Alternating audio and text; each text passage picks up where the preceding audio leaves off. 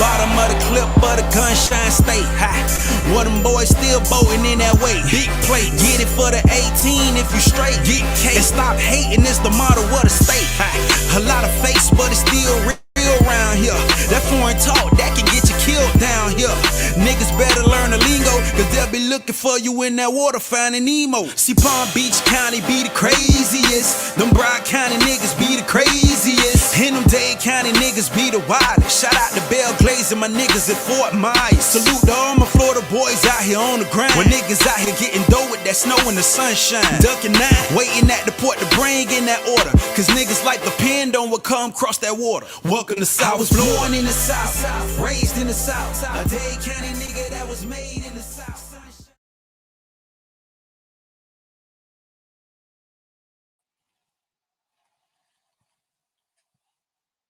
What's good, Canes fans? It's your boy. Might be doing for a little bit. Shout out to Big G saying we'll get fired. Nah, we working. We trying to do a call-in show. We're trying to get fans of the members of Footballville, Caneville, to come in and kind of give us our stance and our belief and their thoughts about this afternoon's activities. And no, I'm not talking about the Dolphins. Someone said, damn it, where I'm at. I'll put it like this. Where I'm currently at, it's cold, if you haven't figured that out. And there's only two places that's colder than where I'm currently at. There's only two things that's colder than where I'm currently at. One is the Dolphins offense this evening. And two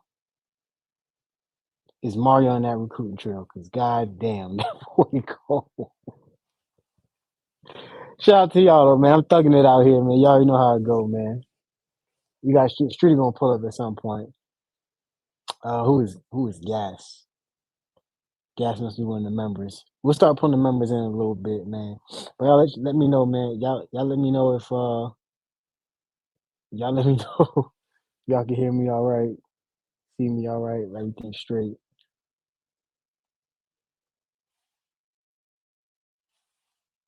And also shout out to my is it too soon for this? I remember I was there. I remember. Y'all had a whole campaign.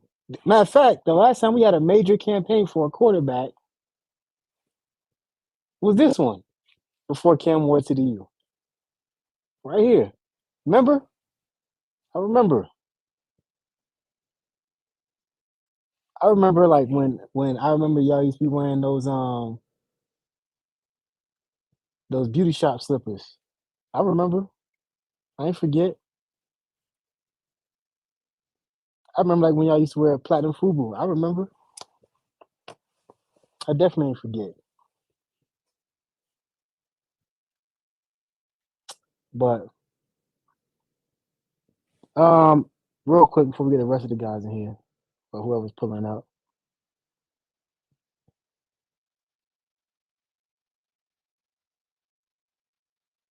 I give my thoughts and then we'll start pulling callers in.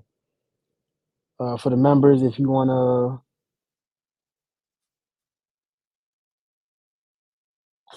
football went hard though. Members, if you want to, we posted in the Footballville in the member section, we posted a link. So y'all can pull up. We got one in the back right now. We'll pull him in, but real quick, I'm gonna give you 6 reasons. I might have some more, but I'll give you my 6 reasons right now why Cam Ward coming back to college made the most sense. Is how y'all used to rock Ed Hardy. Oh. All right, so hurry down for this one. Number one reason to me is why I think this move makes sense. Now, before I say something, I'm gonna go ahead and put this requisite out there. Regardless of Cam or Taulia was coming back, I was adamant with I was adamant with the idea of Jacory being a starter going into the stadium for the Ben Hill Reptiles next year. I want to make that very clear. I've stood on that. I've stood on that square for quite some time. I will continue to stay on that square. Um, that prior to Cam Ward arriving, I said that Jacory Brown was the most talented quarterback on the roster, and that's even going into last season or the beginning of this most recent season. I pulled up stats on stream to show you from an offer standpoint what type of schools is looking at Jacory, what type of schools looking at other quarterbacks to give you that that belief and that understanding, right? Um, I say all that to say, obviously Cam Ward is an upgrade based off experience and ability and what he's been able to do while he's been in college. Whether that's at Incarnate Word or at a higher level at Washington State. Obviously, this this is a bigger stage in my opinion. Not taking that away from the Pac-12. Obviously, they put a team in the playoff. The ACC did not manage to do that at all for reasons that y'all already understand. And so now we're at a point where I'm not one that's going to set expectations or say what should or shouldn't be happening because as far as I'm concerned, the jury's still out on Shannon Dawson. Looking at how Jekyll and Hyde his offense has been, I've been very, very skeptical over recent weeks about it, and it came to a fever pitch during that bowl game. So we'll see. But in theory, the offense fits Cam Ward and what he's comfortable with. And for those who aren't aware, Jacory is staying. Jacory's not going anywhere. Jacory is secure, at least for this season, right? I do want to see Cam Ward have an opportunity to hopefully get to campus sooner rather than later and have an opportunity to start, throwing the ball around.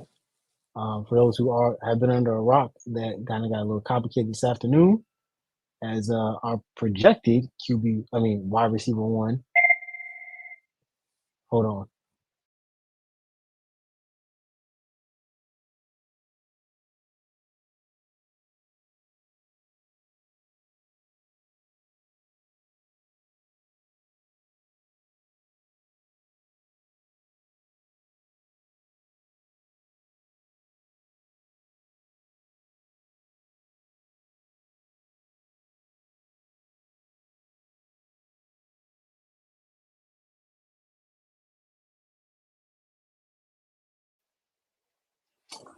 Apologies for that.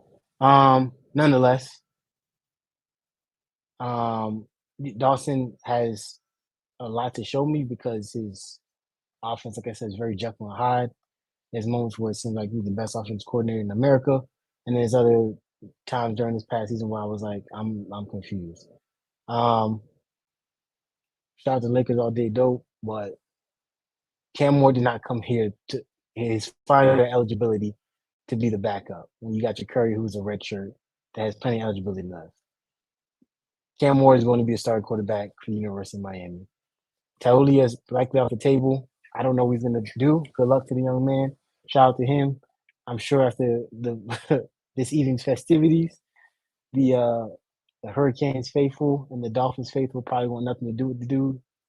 So that's understandable. Regardless, Cam Ward is going to be a starting quarterback for 2024. I think that's great, but the challenge is, like I've been saying, is that Dawson is now going to have to deal with grooming and elevating a quarterback that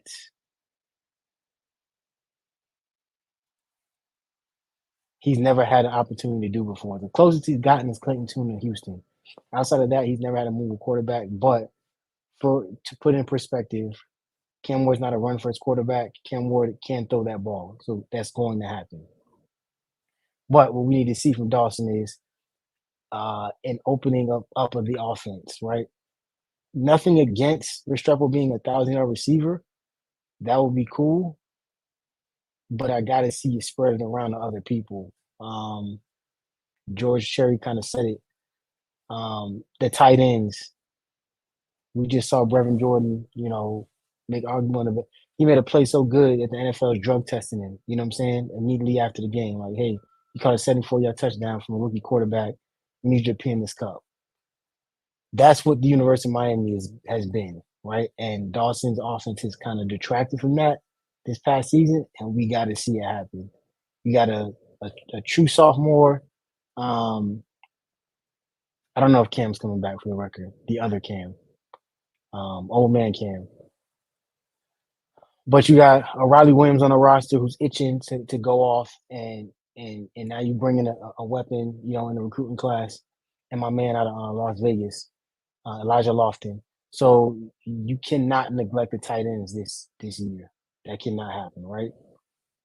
But we got more people popping up. So real quick, I'll give my 6 reasons, and then we'll start pulling fans in. And then yes, Burst on Royal as well. Who it's hard. I apologize. It gets easy for me to forget him because A, we didn't throw to him, and B, he's often injured. So I hope he has a full season, and I hope he can make it a mark the way that other guys have. Before I got off, I was going to say our projected wide receiver one found himself in some legal trouble. So I haven't heard anything yet about what his future is, but he's had a bunch of different run-ins this season, and the bowl game, off-field issues in the bowl game and his performance in the bowl game, and this recent issue does not help. I'm not saying at this moment JG3 is off the roster, but I am saying based off of everything that's been happening recently, I would not be surprised if that did happen. What would be absolutely baffling is that what we highlighted when they came in the Three Amigos, with Romello, Brinson, Brashard George, and now JG3, in a matter of 3 seasons, we lost each one. If that does happen, that's something that you got to get a guy like KB in to kind of help fix.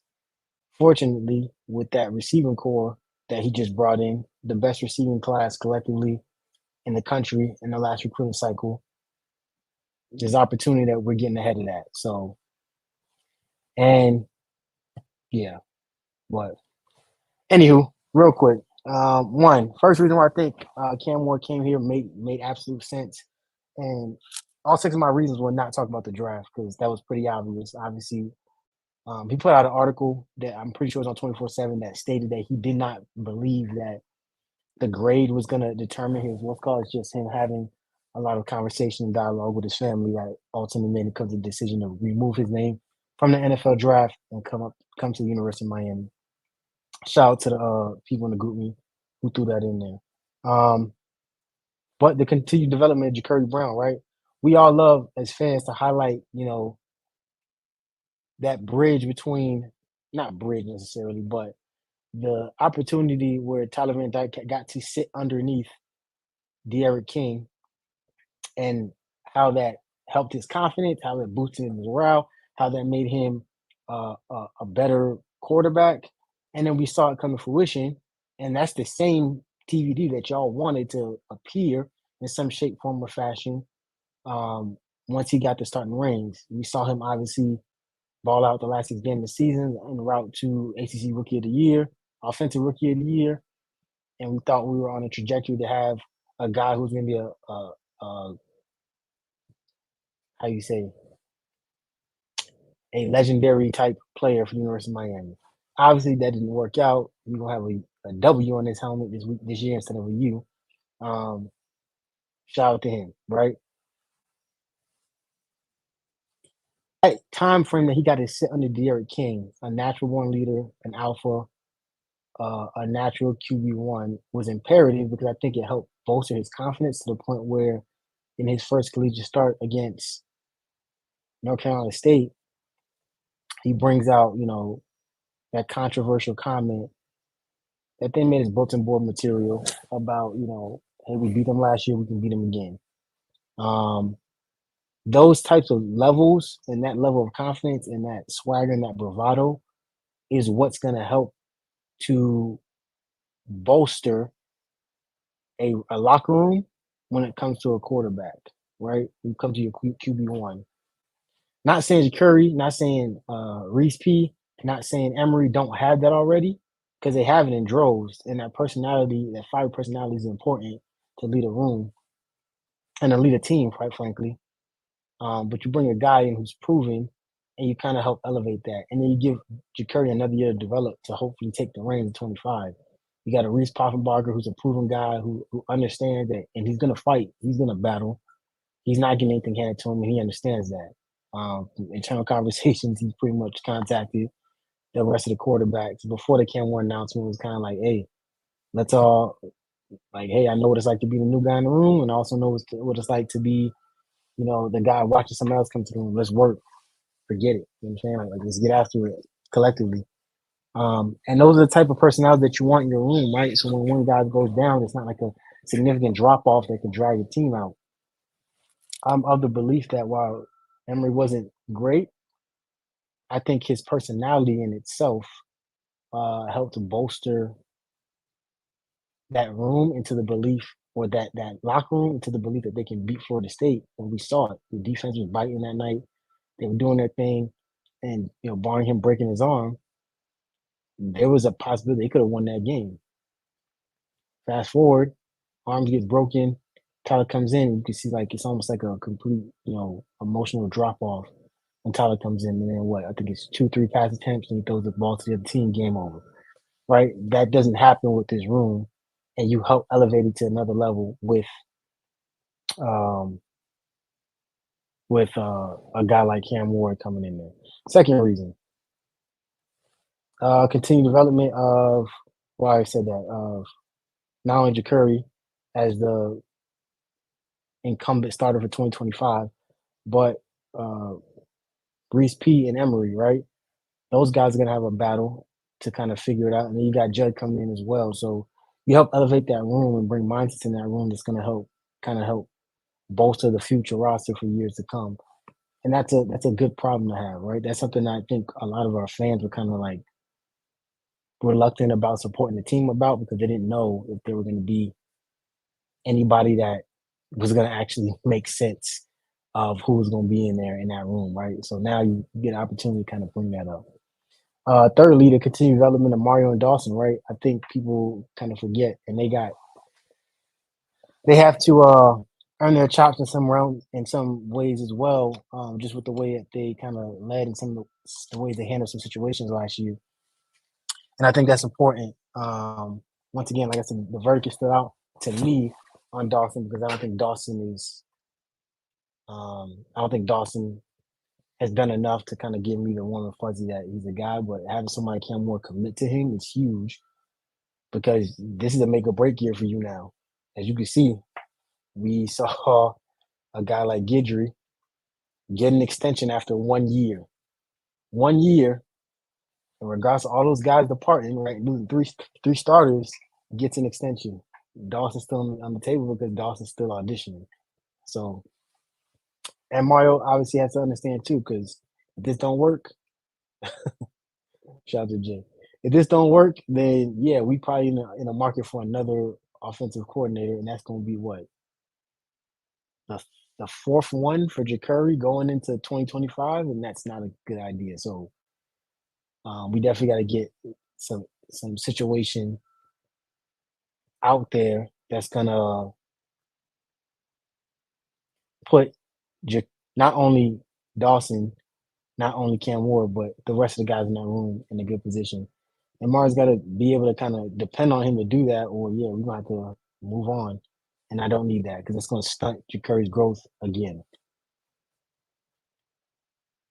A receiving core is the next reason that's chomping at the bit to get after it. You got guys like Ray Ray. Obviously, Restrepo's coming. Isaiah Horton, and then you bring in a JoJo, you bring in a Chance, you bring in a Nye Carr. All those guys are in a position now where they realize like, okay, we got a guy who's gonna spin it. We know he's gonna throw it. And then, like I mentioned before, you got your tight ends. All those guys are gonna have opportunity to kind of come in and do their thing. So, yeah, absolutely, bring those guys in, give them opportunity. Um, and spring practice is gonna be opportunity because that 1 versus 2 battle, right? You're gonna get to see some of the freshmen with a developed third-year quarterback going into it, throwing the ball around and kind of building up that chemistry in case something happens. And then you got obviously Camo with your starters. So should be a good spring. Should be entertaining spring. I'm looking forward to it. Uh, fifth reason, an open, and I said but muffled ACC conference. I don't think the teams that y'all think we're gonna run the ACC are even remotely in a position to do so. Shout out to them. Shout out to them for getting what they got figured out. But a lot of those teams, I don't think are going to be in the conversation. And I'll start with Florida State. Florida State has so much stuff going on right now. Outside of them not making the playoff, it's insane. And so for those who think that they're just going to simply 13-0 their way back into I got once again beachfront property up here, and the water's warm this time of the year. So if Florida State with all that turnover and all that transition and all that roster management and all that changing around is going to be something that's just going to walk in and just dominate the conference again. Clemson is about to have a resurgence.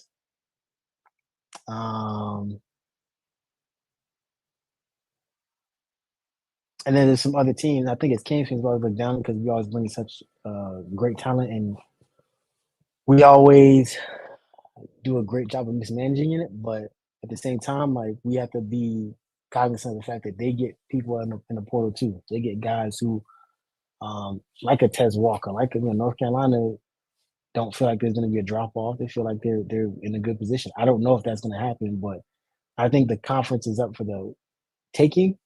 But also understand that with that being said, in this new playoff format, if Miami were to win the ACC, we get one of the 6 at-large bids for winning the conference. But you also have an opportunity to face one of those other 6 teams that get a bid. And if one of those other 6 teams is a resurgent Big Ten or a resurgent SEC team with a chip on their shoulder and a more stable and built roster, there's an opportunity that we may get more than what we want, right? And nothing against those guys because the roster's still in the process of being built. But yeah, you might have a situation where you got a bunch of guys that are just a little bit ahead of us as far as roster development, and it shows in the game because this roster still has a lot of work to do. Mario's doing his thing. Don't get me wrong, and he's working his wonders through that transfer portal, as you can clearly see. But there's a bunch of time for these guys to kind of open up and do their thing. But if we get matched up with somebody who has a more what's called roster, you might be feeling like how Dolphins fans feel right now, right? You had everything on the table, your record showed, you went out there, and then a team that's just a bit more developed and they've been there before kind of put you in a position where they show you in theory why it is that they're in a little better position than you are, right? And last but not least, contrary to popular belief, college football now has a power two. And whether you want to agree with that or not, it just is what it is. We have a power two. It's the Big Ten, it's the SEC. Everything else now is just trying to keep up, right? So this entire season is an audition. So in 2027-ish, where we can kind of go back to the negotiations table with that actual the actual opportunity to renegotiate and get out of this contract that we're in, we can kind of leverage to go somewhere else. So we have to be in a position where we look competitive starting next season. I'm not saying we got to make it the playoffs. I'm saying we have to be competitive so that we can start garnering attention from the bigger conferences, i.e. the Power Two, and hopefully get an invite in the next coming years. And that's the gist of it. Anything else outside of that, we're going to be in a position where we're going to be struggling, right? So keep that in mind. That's my That's my 2 cents. But we're gonna bring some more people in here now. We got Gas in the back. Gas, you live, man. If you got your mic on, go ahead. Or if you got your mic, go ahead and unmute your mic. Speak your thoughts.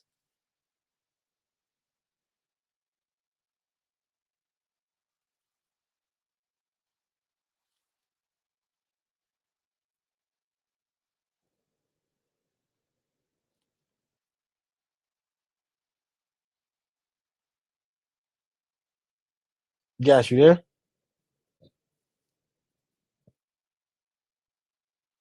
Okay. Let's see what else we got in the back. We got somebody in the back. Oh, y'all seen this guy before. Y'all probably know who he is. No, not Gaddis, Gas. Call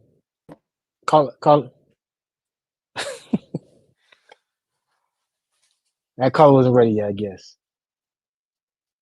But yeah, if you guys are in the group me and you got anybody and you are one of the members or villains, the link is in the group me in the member section, and we can we'll bring you up and share your thoughts. For right now, we'll go through some comments. I guess somebody asked what happened to Jacoby George. For those who don't know, he was in a off-campus racing incident somewhere. I think in Norfolk, I think in Daytona. And he got, I think he got into a legal situation where he got caught speeding or racing somebody. Did some time. And once again, I don't know if he's gonna stay on the team. I don't know that at this current moment. There's a possibility he might because depth, but I don't think what he's been doing is put him in a position where he can stay at Miami. That's my personal opinion. That's not me giving any insight. I'm just saying he has a lot of other things that's happened to him to this point so far. So I do expect, and we tweeted that out, the staff is still working. I do anticipate and do expect them to take the time to look at another portal receiver. But let's post people in the back, man. Caller, what's your name? Let us know what you think. Dick Buckles. What's going on, man? What's good? Chris. We chilling, man. We chilling. So we got a gas and Good. we got a heat in the Got back. I think got sometimes those guys get the gas and the heat in the back. I think sometimes those guys get the links confused. Heat, you in here? He was in, but I think he just turned his camera off. Gas, you in here? I think sometimes they get it confused with the link to go watch. No, he had his camera on. He's talked to him before. Gas, I think I'm talking about gas. I saw you pull gas in here. So what's going on, man? Tonight caught everybody off guard, dog. It happened so fast. The Dolphin game was about to start. I got bombarded with a bunch of work. You know what I'm saying? But Miami picks up Cam Ward. And what you talked about already, man? What you already touched on? I gave my thoughts on how I felt like the pickup would actually help the team rather than hurt it. It'll also help Cam, obviously, but not without some actual legitimate improvement. We got to see, and it starts, in my opinion, with Dawson. You know what I'm saying? Like, I think Dawson has a lot. I think Dawson has a lot to show, and I think he's gonna have to figure out how to take a prolific pass like that and elevate him. Right. The only other person I think who's gonna have a harder time with developing a quarterback in the offseason is Kalen DeBoer and his OC. Look like they may take their quarterback. So look like their quarterback may come with them to Washington. Okay, so Washington had a quarterback. Howard? Right. So who's the quarterback transferred to Washington? Will Rogers. He transferred from Mississippi State. to Washington, right? So, and then now he's back in the portal. So he's probably going to do the same thing Caleb Williams did, right? Yeah, he might follow the head coach. Right. Okay. So, and then what does that do to Millwall? You see, it's a dirty game, though. It's a dirty game. Did you hear the Washington players talking about 30 Yeah, name I saw the tags videos on missing in their live. locker room? No, listen, it's a brutal game, and only the only thing we can focus on is, oh man, something got to happen with the kids and the transfer portal, and they got to fix that, bro. How you get recruited to a team that goes to the national championship?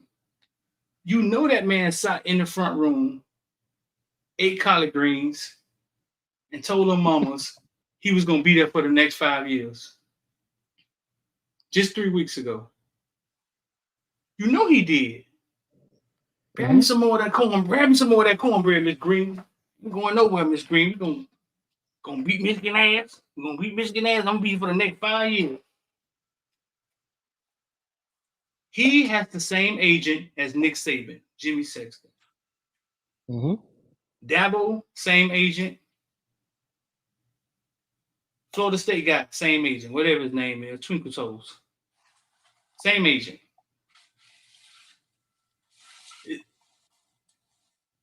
Literally, so it's all like a circle. It's all like a circle, and it's all a fraternity, bro. It's all fraternity and politics, man. And people wonder why it's hard to get in. But so his quarterback may follow him to Bama. Miami would have got after Jalen Milroe. They were going to go after Jalen Milroe. If that's how that went down. They were? Yeah. Yeah. They were going to go after Jalen Milroe if that's how that went down. But if all else fails, Cam Ward just sitting there, right? Because Miami was exhausted with Cam Ward and what was going on there, and it was exhausted. You know what I'm saying? And then obviously somebody came to their senses. Why do things look like this?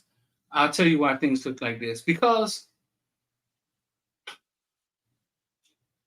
and if I start going off on a tangent, maybe just stop me, man. Okay, roll me back in. It's been a long day. The Dolphins just got beat to sleep.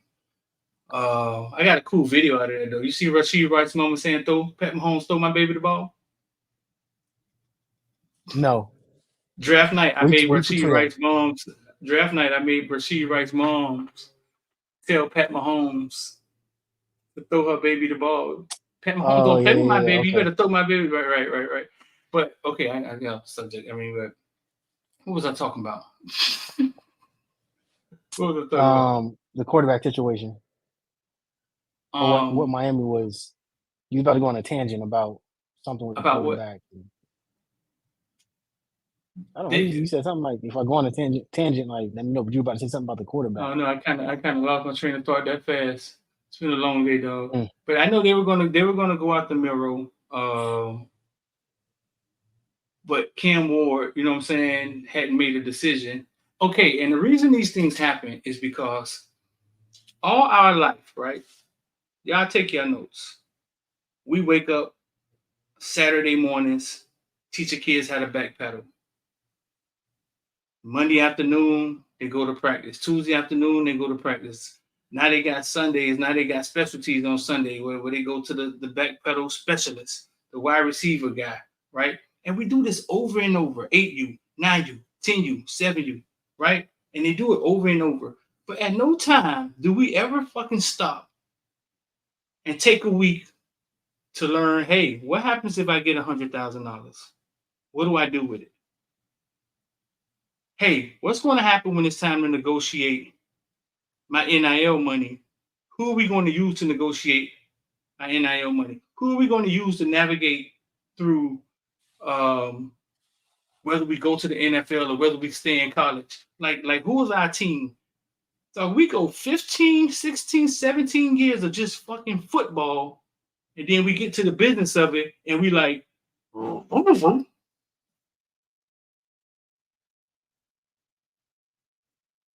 So when things look weird and y'all think Cam Ward is playing with us, it's not. He's not playing. They just don't got it figured out. And it could be about to make a mistake. You know what I'm saying? They just don't have it figured out. They're not playing. Mehdi, I don't know, dog. I don't know. You're in the military. It's almost like going to the front line doing the same thing over every soldier, over and over again, and getting shot in the head. Okay, the night is not supposed to be about this, right? We're supposed to be happy, right? Okay, we gonna Yeah, we happy. you got a little dark. You got a little dark there. I was about to pull you back. Here's what you saying. Here's what you're saying. To put in a military perspective, right? Let's say I'm an infantryman, right? I'm not, for the record, but let's say that's some army stuff. I'm not army. As an infantryman, all I know, all I train, all I've done my whole career is go out to the field, learn how to set up tents, learn how to, do land navigation and eat bugs and leaves off of trees and stuff like that, right? That's all I know. Right. And you get to a point where that's all I've been doing, and then I get a promotion to E6, E5, E7, something where it's like I'm not doing that as much.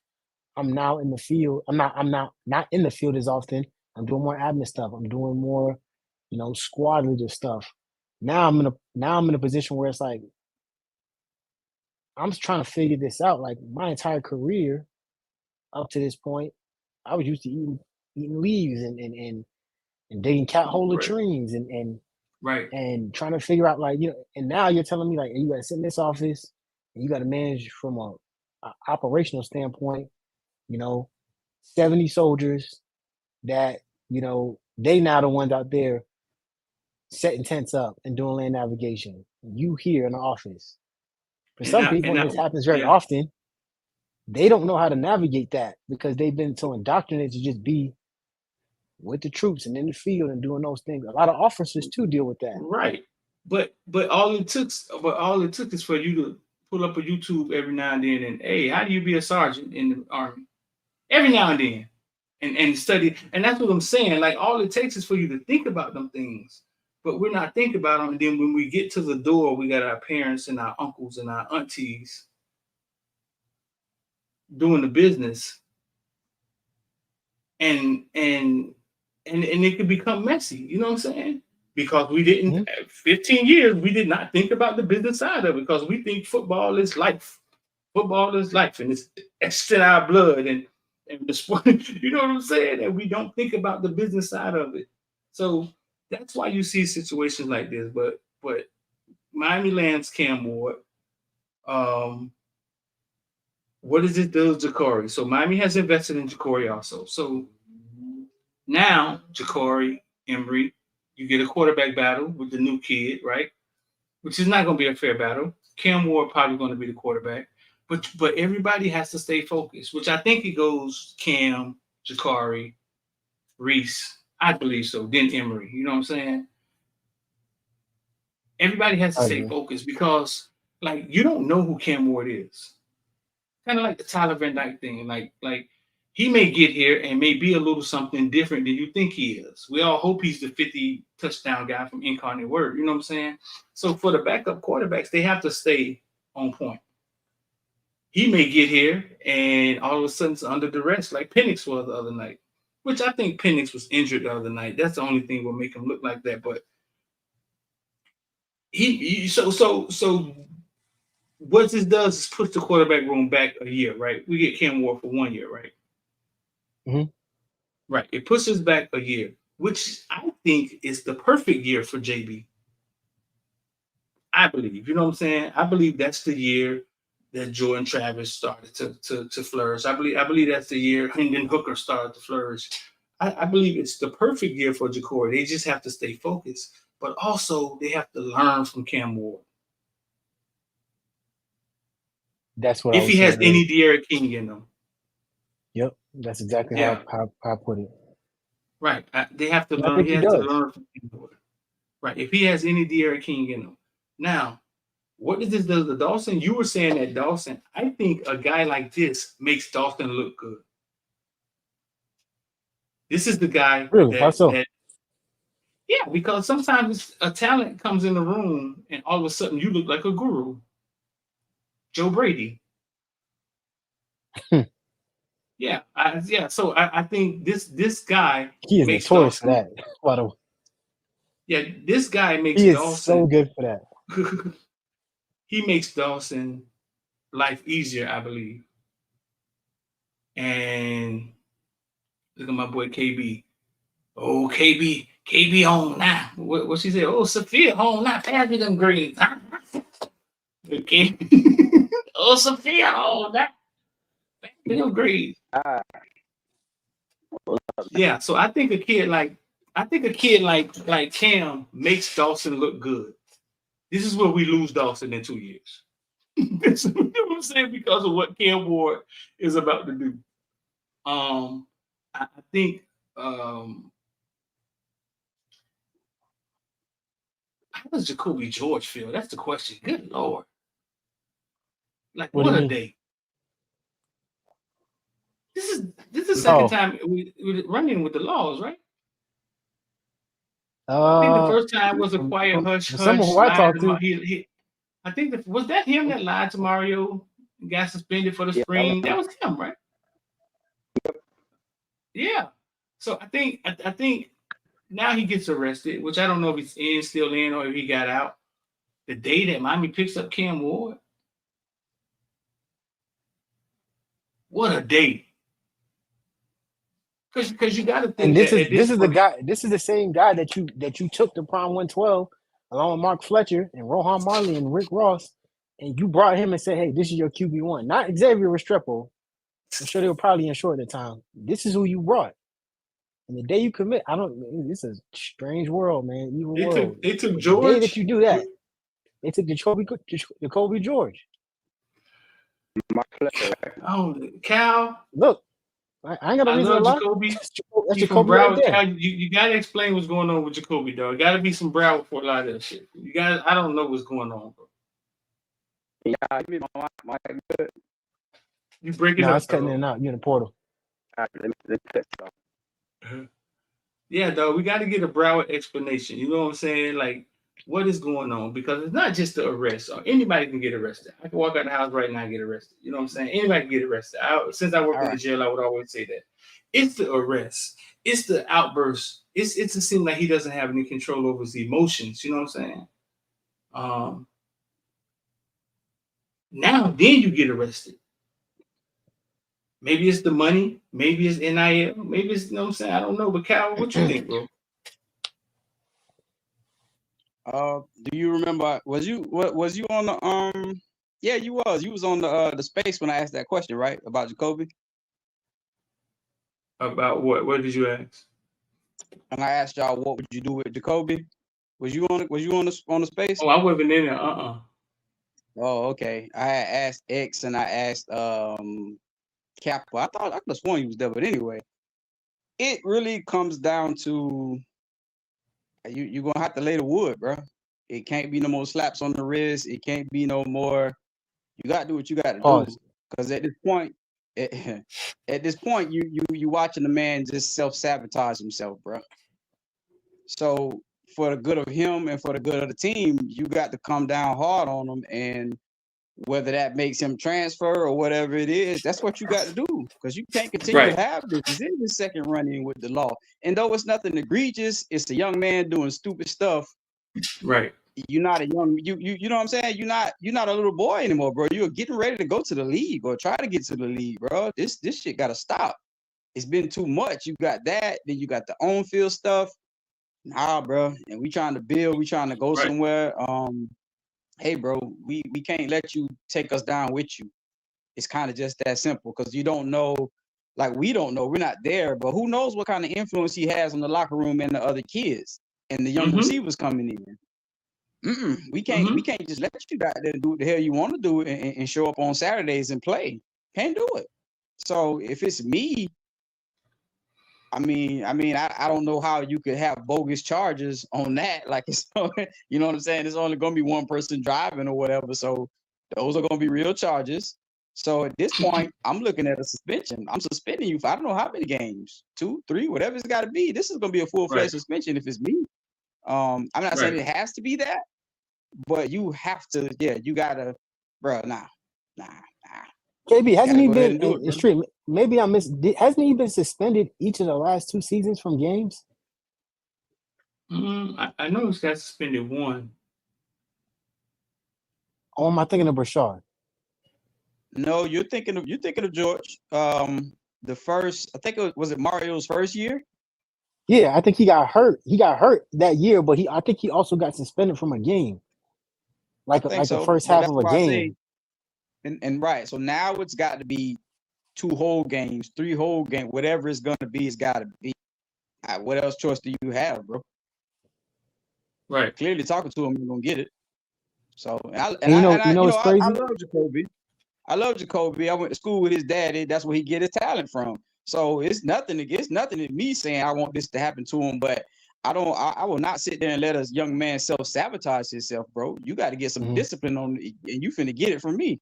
So Yeah, I Right. think I look at it. from my It was the understanding, first 4 games. He said he missed 4 games 1 year. Did? I think part of that was like Mehdi say, part of it was injury and part of it was suspension. I don't think he was yeah, suspended for 4 games.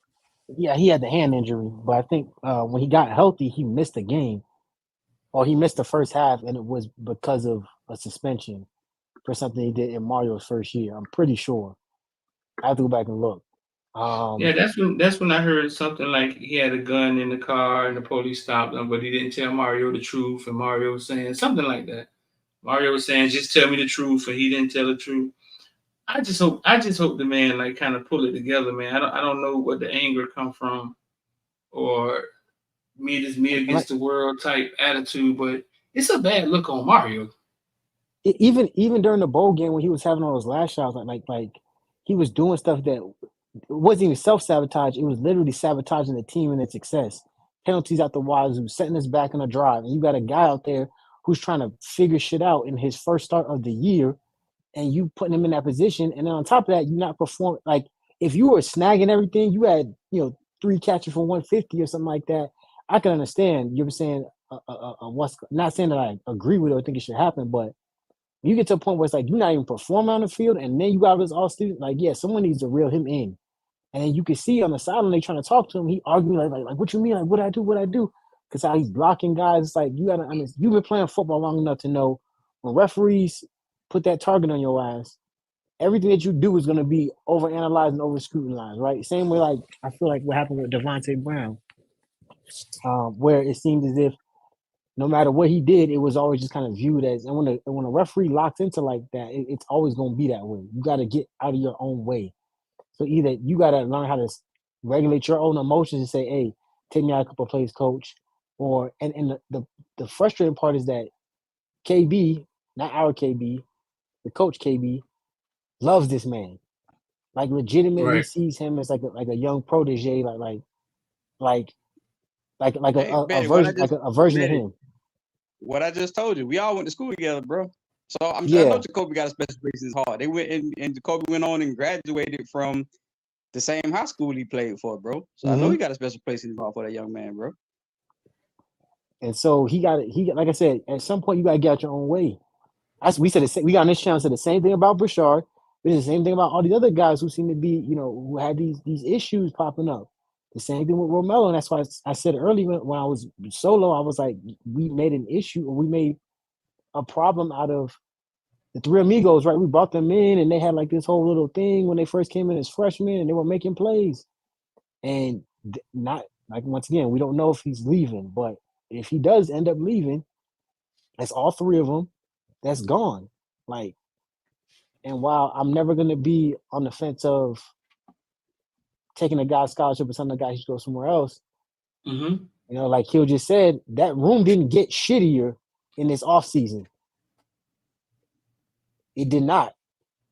It got significantly better, in my opinion. I know Mm-hmm. it's we need a transfer wide receiver. That's fine and dandy, but the talent that's in that room that's waiting in the wings, which is one of my speaking points, is waiting to turn up.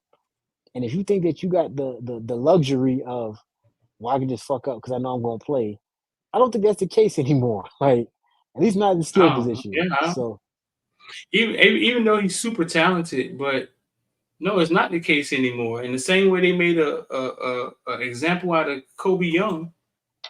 Um, yeah, Streeter for less. They made an example out of him for less. For nothing. For nothing. He just asked for some more money. That's it. Like he wasn't getting in trouble, and he ain't like Miami music. But I mean, that's one of the things that and I'm not saying Mario's doing anything favoritism ish. I'm not gonna put that out there at all. So y'all don't misunderstand me when I say that. But y'all remember when Drummond came on here? Mario is Drummond's guy. Drummond love Coach Mario. He gonna take up for Mario and all that stuff, but Drummond gonna call it like he see it too. And Drummond said that he's like, bro, you're not standing on business. You're not standing on what you said. So it's like when Medi says that you executed a guy for less, like, hey, bro, you got to treat everybody the same way. I'm not saying he's being favored, but he's got to see it the same way he saw it. Is like, if we don't nip this in the bud right now, and the fact that Kobe Young was the one that stepped to the forefront and we used him to nip it in the bud, it's got to be the same way with him. It has to be, bro. I'm not saying, like Medi say, ain't nobody saying to take a scholarship, nothing drastic, nothing that crazy. Like, this is not it's some worse things that have happened on this team with certain players, bro. So maybe not on the Mario, but it's happened. Guys that Mario ended up coaching on this team. So it's not that drastic, but at the same time, like, bro, you have to treat everybody the same way you go off on your all-star Cam Kitchens when he gets a pick and celebrate. Same way you probably needed to go off on Brashard and George. And I understand everybody doesn't respond the same way to everything, but business being handled has got to be shown in a more aggressive way. Because if that's what you let happen to Young, yeah, it's something you got to do to George. And like I've always tell y'all, bro, benching players, suspending players, and it has nothing to do with, it does have something to do with punishment, but it's about making the player get better. It's about making the player understand where he stands. So you discipline people for correction. And young fella got a lot of correcting that need to be done. True. Shout out to Burstone, man. He made an excellent point. I don't know. Maybe the chat can confirm, but does Jacoby George got kids? Somebody said he has one. I don't know. Like you got to understand that, and maybe it's because they don't. Maybe it's because they don't understand. Like when you're, especially in the NIL era, like you really trying to provide a way for your family, whether it's for your own children, your mom, your dad, whatever the case may be. And when you see a guy like Bain, Ruben Bain, you look at him and you see like this is a guy who everything is coming full circle, right? Like mom had a difficult time. She worked for the city, you know what I'm saying, in corrections or whatever the case may be. And it's like, yeah, I got to go out and put on for her and make sure she's straight. You know what I'm saying? Like, and you could tell, but like, if you're not taking your responsibility seriously when it comes to your family, because this is your livelihood now. Like it used to be, you just went to school, got a scholarship, and hope you made it to the league. Now this is your livelihood for a lot of guys. And let's be completely honest, a lot of these guys ain't gonna make it outside of college. That's why you see them kind of trying to leverage for as much as they can get before they head out into the real world. Kind of like that little goose egg to sit on. You gotta understand that it's a cold world out here, man. You see it. You see guys who, before you came on, Kyle, we were talking about Washington. You know what I'm saying? A bunch of guys who put their all into believing Coach DeBoer, and nothing wrong with him, because I'm never gonna get mad at somebody trying to elevate, right? But a lot of them guys put their livelihood on either on hold or in the hands of DeBoer to understand that he was gonna be there. And now he up and left, you know what I'm saying? And I think a lot of those guys is wishing that they could turn back the clock and go make a different decision now. Hindsight's 2020. But when you put things in perspective like that, like you gotta understand that like these opportunities come few and far in between. Like there was rumblings that Brashard and Romelo could have been better than Jacoby George, and now you have the opportunity to be the guy, and you pissing it away, just doing nonsense and knucklehead stuff. Like it doesn't make sense. You know what I'm saying? It's wasting the opportunity that may not be there in the future. Because this type of things follow you into the draft. You know what I'm saying? When you become draft eligible and you talking to these other teams, these things they're gonna look at. Like, is this guy gonna be a cancer in my locker room, or he's gonna help upgrade it? Which one? I think this is I think this could be like the NIL, like some one of those stories we're seeing where you got kid not used to having money, but I don't know how he grew up, but now has a little money, has a little fast car, um, and maybe life is going a lot too fast for him. You know what I'm saying? Um, Money gives you freedom to do a lot of things, and who knows what these guys are getting into. You know what I'm saying, off the field, and it's turning into stress on the field. Money gives you the freedom to be a lot of places you probably shouldn't be. You know what I'm saying? And sometimes I think these NIL stories, I'm sure we're going to see a lot of crazy stories coming in the future, whether it's car racing and kids killing each other because they all got fast cars now, whether it's drugs are still out there, bro. It's cool to be the drug user now. Y'all understand that, right? It is. So now they got money in their no. pocket. For the record, It's cool it's to be not. the pill popper. It's for the record, it's not. But the younger generation is embracing that lifestyle. For the record, we're not sitting here telling y'all do no drugs, right? We are saying that the thought process amongst the younger generation is that using drugs is okay. We don't condone that over here. For the record. I condone a little bit of drug use, just a little bit, y'all. I already told my gummy story when I couldn't talk. And Cal talk about it. Well, that's a good trip, boy. What are you talking about? Tell you, bro. You had a good night. You just ain't know it. So it didn't, but I was scared. I thought I was on the other side. But yeah. I don't, you know what I'm saying? I ain't judging nobody that do partake in, uses of cannabis or whatever the case may be. But them pills and all that stuff, we ain't condoning all that. The Blue Dolphins and all that, yeah, not at all. But I mean, Streeter's right, man. It's a lot of things out here. And I don't want anybody to sit there and think we speculating that something is actually wrong. At the end of the day, it's a young man being a young man, and when you're young, you do stupid shit. Plain and simple, you do dumb shit. So, it could be a case of where he need to, huh? It's 60 of them out there, dog, and only 2 acting crazy. Yeah, but this is what we're getting. This is the information we're getting. We don't know who else is doing what. Who else ain't got caught? You know what I'm saying? And kids do stupid shit. At the same time, you got to understand at some point you got to pay for doing stupid shit. When I'm 15 or 16 and somebody talk to me wrong, I can punch them in the mouth, and it's okay. As a grown man, I can't just swing on everybody I want to because now I got to go to jail for that shit. I might lose my job just for punching somebody. So that's where we are with this, bro. You got to grow up. Well, you got to grow up. Kind of just that simple, bro. I would say this. I think I don't want to say because it's preemptive. When I say the term "the ball's in Mario's court," I'm not saying that as a means of saying that he has to discipline him or set some standard for him. What I am saying is that the next move that Mario makes, because if Cam Moore's a receiver is coming next. If Cam Moore's the quarterback, they are looking at some big time receiver, right? Not necessarily replace Joby George, but to fill the void that possibly Kobe Young left, right? But at the same time, shit, the way they're looking at it is like you could be replaced too. Like, don't ever get too comfortable. Like, the next move we make, we go bring in 2, big time receivers from somewhere that's not gonna give us the headache and the hassle that y'all gave us before, and you're gonna have to feel some type of way when if we end up showing you the door. We at 90 scholarships, give or take, and we gotta get to 85 by spring. This is audition season. This is exit interview season. You can be put on the chopping block. Shout out to Rasheed Rice's mom.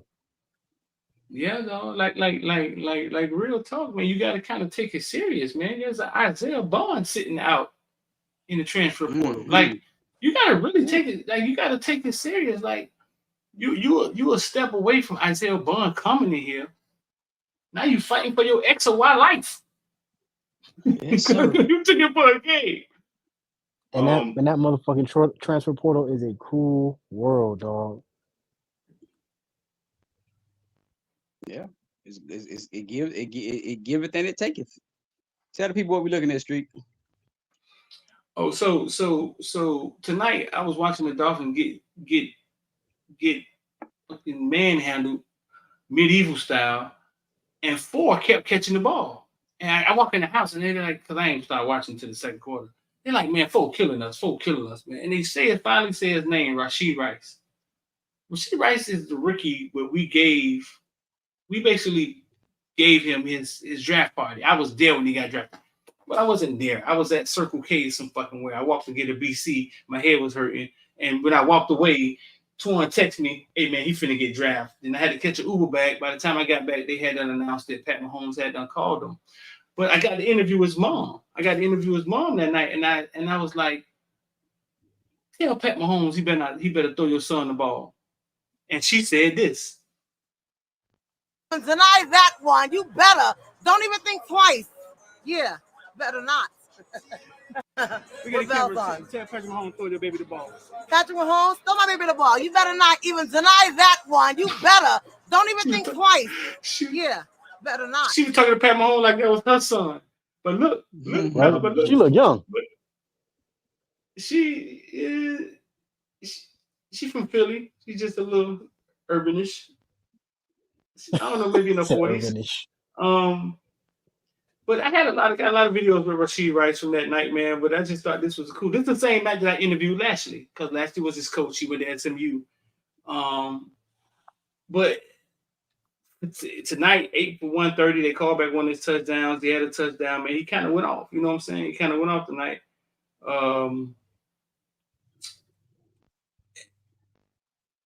hope this goes viral tomorrow. But yeah, so I just wanted to show that, man. And I guess talk about how the Dolphins sucked tonight and how Tua threw for 170 again. But why in the cold that offense didn't look? Why did offense all of a sudden don't look creative in the cold? Like, why did it look like that? Like, I know.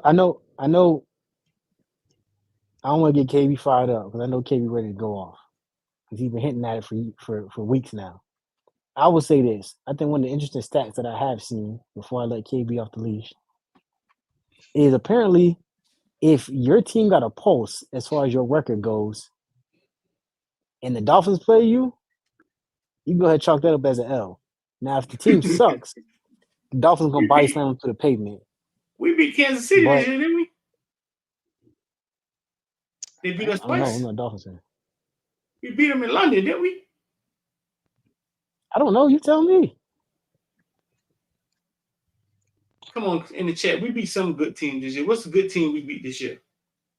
I mean, if y'all want to call them good, we beat the Cowboys. I don't know if that count, but beat the goddamn Cowboys. How about them Cowboys? We beat the Cowboys. Mac, you in here? That's the only just in the back listening. That was the only game I needed them to win. No, he don't got devices connected. That means he just probably listening. For the people who saying Tua is not the one, I had this argument with somebody last week. And when I went to go look at stats, like to see who was leading, like as quarterback leading. Let's see. NFL leaders. Let's see. I'm gonna let you finish, and then I'll. So as we having this argument, I go look up the stats. I'm gonna go look up the stats to see who are the best quarterbacks in the league. You know what I'm saying?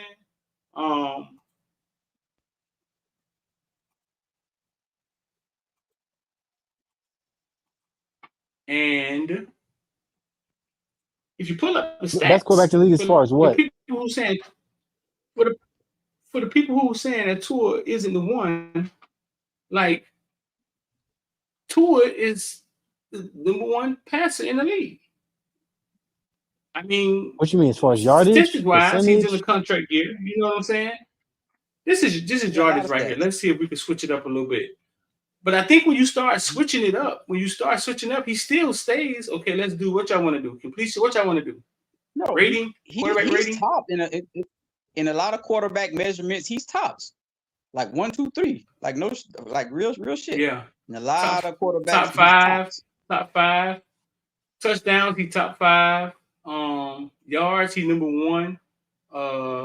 Completion percentage. Let's see if he in there. Number 5. Completion percentage, he number 5. So this is my philosophy, and then I let Cal talk.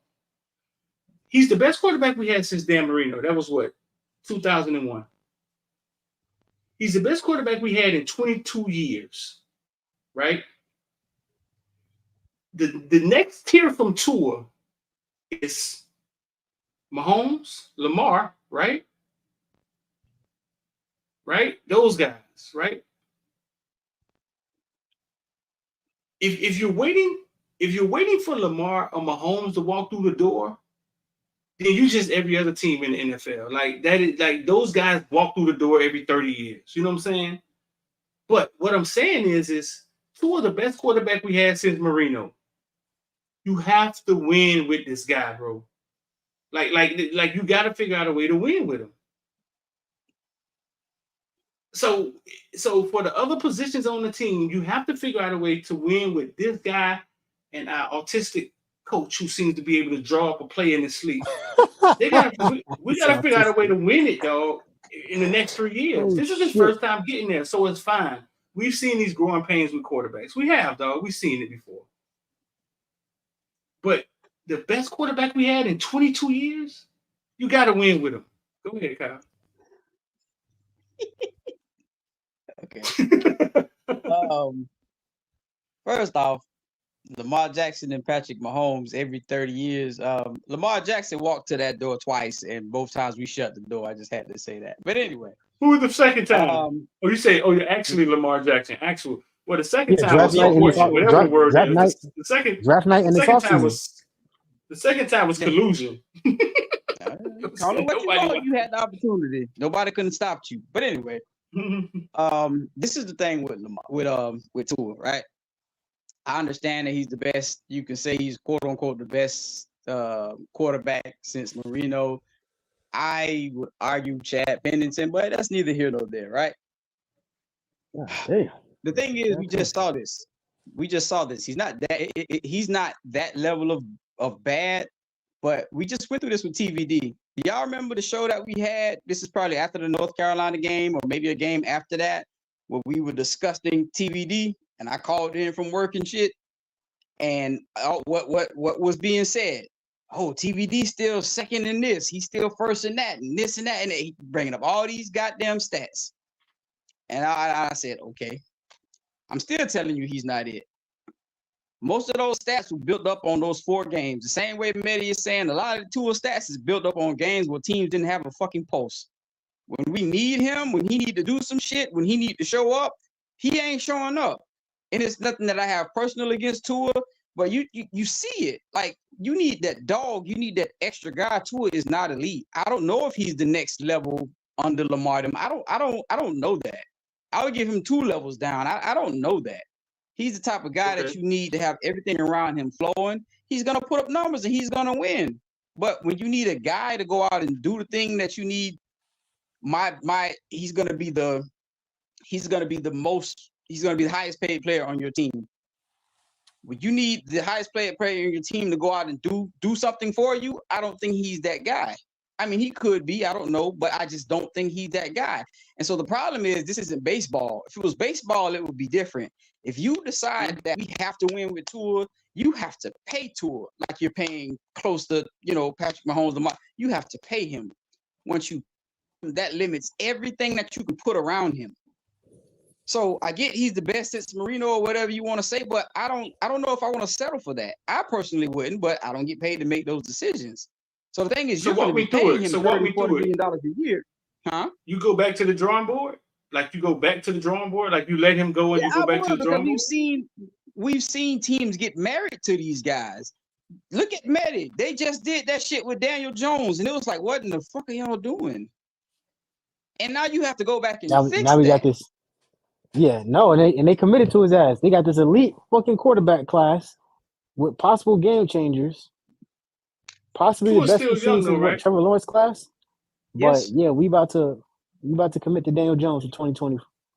This Well, see, this that's is the what I thing. I hate. don't If want to you talk about it. when do you fix? That's the thing. At some point in time, Street, you got to go back and fix that mistake you've made. So if you pay Tua, and I've told you, y'all, and I know some Dolphins fans out there, y'all gonna throw some shit at me. I know Streeter almost wanted to cuss me out the other day. I'm sorry, but that man is the Dak Prescott of the AFC, if you ask me. I'm sorry. And at Dak some point in Prescott looked time, good. Dak Prescott looked good against Miami that he night. is, but you know what Dak Prescott is good, but you do not want. Yeah, that ain't the guy that you think that's going to lead the Cowboys to the championship. And they put plenty of talent around this man year after year. So I think we're in that same situation. I don't want to pay to. I don't hate Tua. I don't want to pay him the money that we're going to have to pay him, and be strapped everywhere else. Now, can we get you a? But so you don't think it's a possibility No, that him and the autistic coach are like a tandem that can work together? Like I think Is he really for him autistic? Or are you just saying that? for him to divide, he's something wrong with him. For him to devise an offense that could keep this man from not getting the concussion, you know what I'm saying? Like, I think them together can work. This is my argument. Like when people say Tua did well against teams without a pulse, right? This is my argument to that, Kyle. In order to be good, right, you gotta beat the teams without a pulse. Like it ain't like you can skip them, okay? You know what I'm saying? Eastern Carolina. Look at that. If y'all ain't looked at this year, this is amazing. Michigan's schedule. No post. Eastern Carolina. No, this year. No post. Eastern Carolina, right? Okay. No post. UNLV. No post. Bowling Green, right? No post. Rutgers. Well, shit. They got a bigger post than us.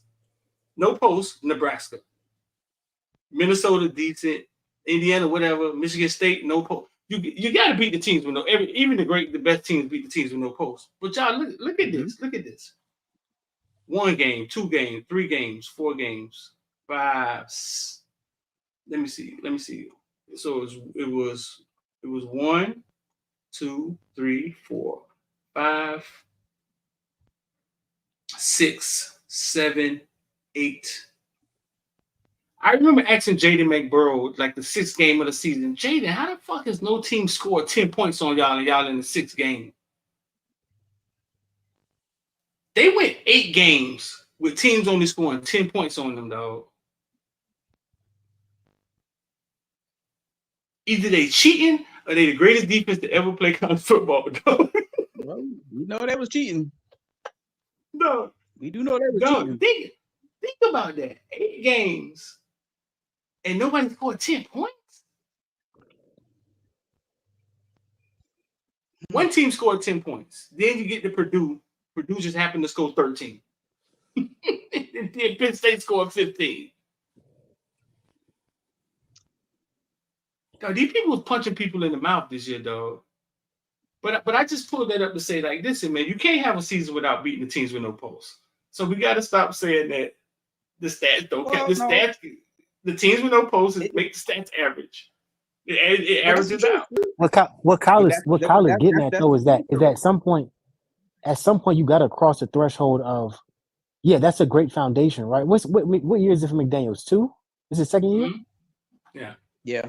At some point next year, the expectation is that you win 11-6, right? With Tua as a quarterback, he led the league in passing. So it's kind of like, and I hate to do this comparison, but it's kind of like the expectation that if Miami has even remotely similar success, obviously with a less of a sample size because they play less games than the Dolphins, but the expectation now is raised that, okay, you can beat our team with a post, but you got to beat a number 2 Ohio, who clearly got a post because they only beat them by 6, right? You got to beat a Penn State. You know what I'm saying? Like, and that's what he's saying is that yeah, this is fine, but watching that last what's called game, and I was like, wait, let me get this straight. Y'all beat the Bills and y'all get home field advantage to the playoffs? Or was it just a bye? I had tickets too. It was what was it?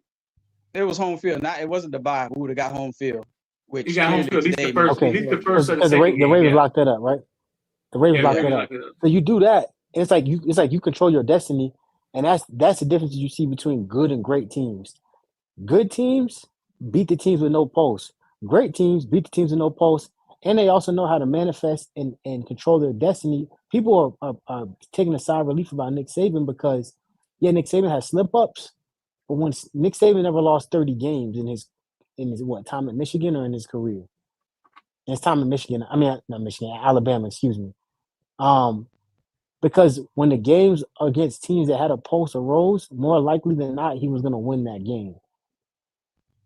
So all Kyle is saying is that at some point, year 3 going into it now, all this talent, all this money you spend in the offseason, all these guys you brought in, you will have to turn the corner. And I give them the benefit of the doubt. He must unplug something. I give him the benefit of the doubt because y'all, I ain't gonna lie, the Dolphins had an outrageous amount of injuries. I'm surprised y'all scored 7 with how many guys y'all lost. Y'all hobbled into the playoffs. I'm not even gonna hold you. That's just being me.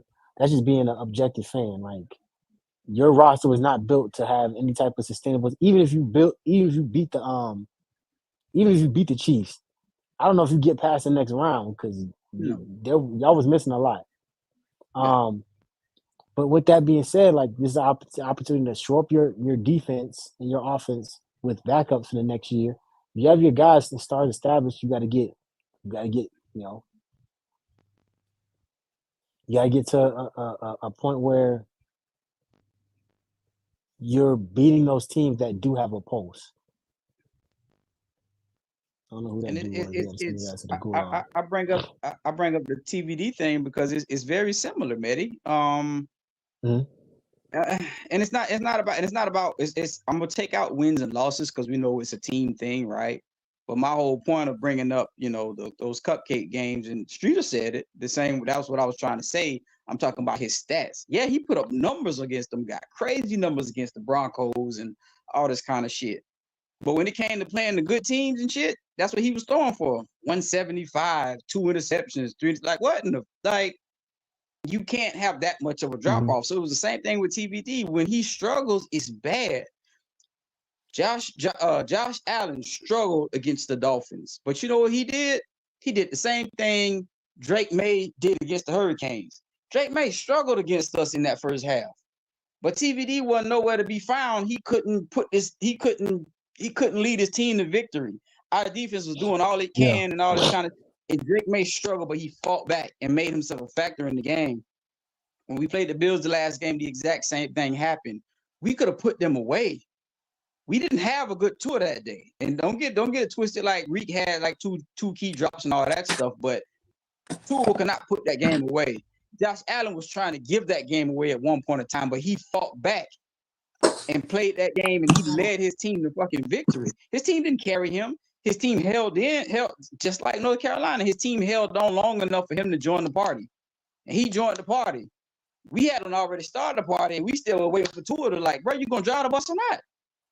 And that's the thing. It's all these big games, and it's not that he's afraid of a big game. It's just that I just don't think he's that type of player. I don't think he's that good. And I keep saying the word think because I could be 100% wrong. But maybe just like you saw it with TVD, and you kept saying whatever you needed to say, and it just took a while for that shit to come true, and then everybody can come see it. And it's the same thing I see with Tua, bro. I see it, and that's not it. And we finna do the same thing. We finna crown this dude and pay him this money and commit to him. The same way Mario crowned TVD, paid him this money, didn't get no backups and all this kind of stuff. In our situation, we finna pay him this money. Now we can't fill out the roster with adequate depth. We're gonna be stuck there with that money, bro. I don't want to do that. I understand what Street is saying. It's kind of a rock and a hard place. Cause it's like, dang, it takes coaches with balls to look at a guy that has all these number one stats and say, we're gonna go in a different direction. It takes a lot of nuts to do that. Because that different direction can be really, really bad. And you could be the Dolphins. Yeah, I see people talking about and it's gonna be very hard. Like I said, you can't look at his production and tell him we gonna. I don't see it happening personally. That's just me, because the stats back. The proof is in the pudding, right? The stats back up the man in that money. And what's crazy is he may not even be able to command highest player in the league type money next year because or this offseason because they're gonna if you're being a reasonable person, you have to kind of point to, hey, I mean, look what I did on the field, but it's like look at the receiver core we gave you. Look at what happened when you showed up in the playoff and you didn't have the same level of caliber of tools. Like, were you the same guy? Yeah, it's going to have some real big and real difficult conversations with Tua. At the same time, they got to be honest. One more thought. Y'all can hear me? Yes, sir. Yeah. I just think y'all may be a little premature. I think the thing has to grow. Like our great black hope, Lamar Jackson. Did y'all realize how long he been in the league? Like 6 years now, Yeah. I think. 5 or 6 years. Yeah. And he's still trying to sniff, you know what I'm saying? The promised land. Like A playoff win. Yeah. he hasn't won a playoff yet? No. And that's what I'm saying. That's what I'm saying. I think we're a little premature. I think we're in a good situation. I think McDaniels and Tua, I don't know if they have to have Tyreek. I don't know if they have to have those guys. You know what I'm saying? I think McDaniels, man, I don't know if like I think McDaniels them can draw I think he likes Tua and he can draw himself an offense that works. Sort of like all I'm saying is I think they have to grow together. This is year 2, dog. This is year 2 with him and Tua. Like Lamar has been at this for 6 years. He's finna be the league MVP twice. Right? Okay. 2. Mm-hmm. And y'all saying he hasn't won a playoff? He won one. He won one. My apologies. Right. But everything is circumstantial, right? And Lamar's second, third year, the man won MVP. And we know he's carrying his team. Like there's no if he's on his second offense and he carries the offense by himself. We know Tua don't carry the offense. We know this is a lot of McDaniels. If it wasn't for McDaniels, probably saved his career. Because if Flores is still here, man, I don't know who bitch Tua's on. But it ain't ours. Get the man a healthy offensive line, man, and then we could talk, man. It was on that man's ass tonight, dog. I read something that said apparently Brian Flores wanted Jordan Love. He wanted Justin Herbert, as far as I know. Bro, we got the leading passer. Now if he get his contract and lay down on us next year, then okay, that's something different. No, you committed to him then, right? So you got to franchise tag him. We got a high end guy, but I did hear that Tua is be a little scared out there. You can tell that like you would give him props for talking about getting the ball out of his hand and not getting a concussion, and I think that's part of the problem. He has to do what he has to do to make sure he's healthy, but at the same time, to be an elite quarterback, you have to stand in there. You have to, bro. There's no ifs, ands, or buts about it. So you coming out and trying to get the ball out your hand every single time, you missing plays, you missing passes, you missing it is. And so what happens is McDaniels having a day where he can't draw up something pretty for you to complete. And you just got to go out there and be quarterback number 1. I need to get it from you, bro.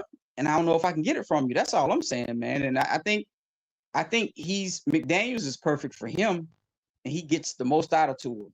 But I just personally think this is where the buck stops. I don't think there's another level or another year. That's just my personal opinion. Ginga say if we had to take a chance, would you keep Tua or take Caleb Williams? Either one of them. Both of them. That means you got to trade up and set a bunch of assets to get Caleb Williams. I'm not doing that. That man already. You see that man already leveraging for Chicago, right? He's like, we're not going to Chicago. He said, y'all figure a way to trade up. We're not going there. Like, dog, how you? And the crazy thing about it is, I think Chicago. Tua or Justin Fields. Come on, man. Y'all tripping, man. I'm about to go to sleep, man. What I go to sleep, man. I see so many people. It's a lot of people on the timeline who are rooting for Justin Fields right now, dog. Did he have a good year this year? I don't think so, but a lot of people rooting for him. That team is bad. He had no receivers. What I would do personally is I would just franchise him. Lamar ain't had no help, but I mean Brady ain't had no damn help for a long time. Brady was out there throwing niggas open. He was throwing a cornerback. But they weren't dependent on Brady. They was winning on defense. They just need Brady not to go out there and fuck up. They start depending on Brady when he got him some weapons. That's a different story. We need our offense to carry us. So if it's me, I'm just gonna franchise them and try to bring. I think it's the offense though, Cal. I don't think it's just Tua. I think it's McDaniel. It's the offense and how he constructs his offense. I don't think it's just. I don't think it's just Tua. I think Tua may have been in trouble if McDaniel's never come here. That's what I think. That's what I said. Right. Yeah. So let them grow. That's how I feel. Let them grow. I think they got to the playoffs this year, and the defense tightened up on them a little bit today, and I think they just experienced something. Now it's back to the drawing board. How do we get to the next level? I mean, we've seen it plenty of times. So you think Tua finna ask for Mahomes money? Not Mahomes money, but he's finna get a starting quarterback that made the Pro Bowl and led the league, and he's gonna ask for that money. That's gonna be a lot of money. That's what he is. Huh? That's what he is. He's a quarterback that made the Pro Bowl. And he's gonna get paid. He's gonna get paid like it. And it's no different from. I give you an example. It's not the same. It's no different from a James Harden. It's no different from acquiring James Harden. You know you're finna get all the stats. You probably gonna get a good playoff position and all that. You finna get a man that can go on a 15-game streak of dropping 40. You know you finna get all that. But you making that acquisition, giving up all these draft picks and giving up all this money, and ultimately you trying to get to the championship. I don't think you finna do it with that young fella. The most important guy in that room is that quarterback, man. You got 28, 29 teams probably wish they had Tua, dog. The most important guy in that room. I was looking to him. As long as they give me the draft picks for him, they can have it. That's the most important guy in that room is him. Dog, I got a confession. Ever since Nick Saban put him in that national championship game and believed in him, whatever he saw in practice to make him at halftime take Jalen Hurts out, who had won a national championship, I think, and put Tua in, and then Tua win. Ever since I saw that, I liked Tua. I believed in Tua because whatever Nick Saban saw in practice, right, gave him the nuts to say, this dude is ready to go. And he went out there and did it. And ever since I saw that, I liked him. So even his first years when he was struggling here, man, I've always liked Tua. I've seen those Hawaiian Polynesian quarterbacks on the 7-on-7 circuit and how they raise them. It'd be an 8-year-old playing with 13-year-olds because he's just throwing the ball. You can't sack him. You know what I'm saying? And how they raise them. I've always liked Tua. I did. I never gave up on him. I always thought I was a Ted Ginn fan too. So every now and then a player comes. Oh Lord, listen, boy. Woo. I always believed in Ted Ginn too, dog. It's funny you say that because that's why I don't like either one of them. I need my guys to have a lot more heart than what they've shown. That Tua from Alabama, I don't think he exists anymore. I don't know. Maybe it's just me. So I heard Teddy Bridgewater. Now the boy hitting a little hard in the throat. But I heard Teddy Bridgewater said Tua be afraid. He does, and it's football. It's not wrong with being afraid. Barry Sanders admitting to being afraid on Good Morning America one morning. Yeah, you can't play like it though. He said he was running scared. That's what Barry Sanders said. Damn sure was successful at it. You can't play. You can't.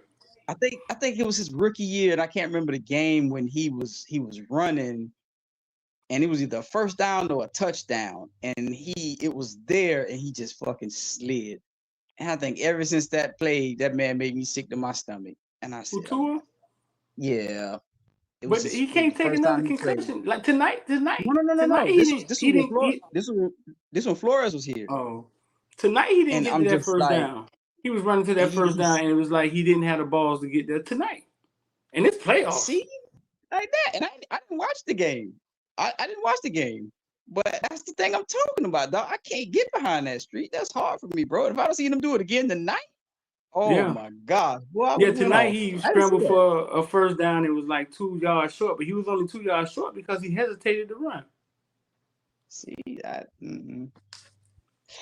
Woo, I get it. That's self-preservation. I get it, but dog, you can't. You street. You know that you can't play this game. You can't be that. You can't be your most effective in this game if you're scared to get hurt. You know what I'm saying? And a lot of times that's when you get hurt, when you're afraid to get hurt. So I get it. I understand it. And I don't want nobody get me twisted. I don't think Tua's garbage. I don't think he deserves to be on somebody's bench. None of that. I think he's capable of doing those numbers that he's doing and stuff. I just don't think he's that elite level. And Peter, what you just said, Omar Kelly said that the other day. He referenced that. He basically was saying the reason I don't think Tua is elite because he don't have that dog in him. He said, I need that Tua from Alabama, and he hasn't appeared yet. Mm-hmm. Omar Kelly backs him. He's just not. He backs Tua. He's saying the same thing. He wants to give it time, but he calls it like he sees it. He said, I just don't see that Alabama Tua. That's what I'm waiting on for him to pop up. So. They may kick Jacoby George off the team, man. Somebody just sent me a text. Like they may kick him off the team. They saying there's too many wide receivers out there. You got Bond out there, and you got Washington State wide receiver. What's his name? Washington State, not Roma Dunze. Oh, Washington State. Yeah, he was with Cam Ward. Yeah, he's in the portal. Doomsday is going to the league. Yeah, no, I heard Washington, but yeah, Washington State. It was Cam Ward's number one guy. In the comment section, what's the Washington State quarterback? Kelly? Washington State wide receiver. Josh Kelly. So, that I literally just said that, Street, right? Right. Did I not just say that? So yeah, so I'm hearing that they may kick him off the team. I hope they don't, man. I hate to see when kids struggle. I hope not. But man, I mean, I can only imagine. I can only imagine that the talks have been over and over, right? And you get the pass interference. Remember the pass interference? Yep. Called in the end of the game, in the end zone. Like it's just been a lot of goofy stuff. Look at the production, Street. What that look similar to?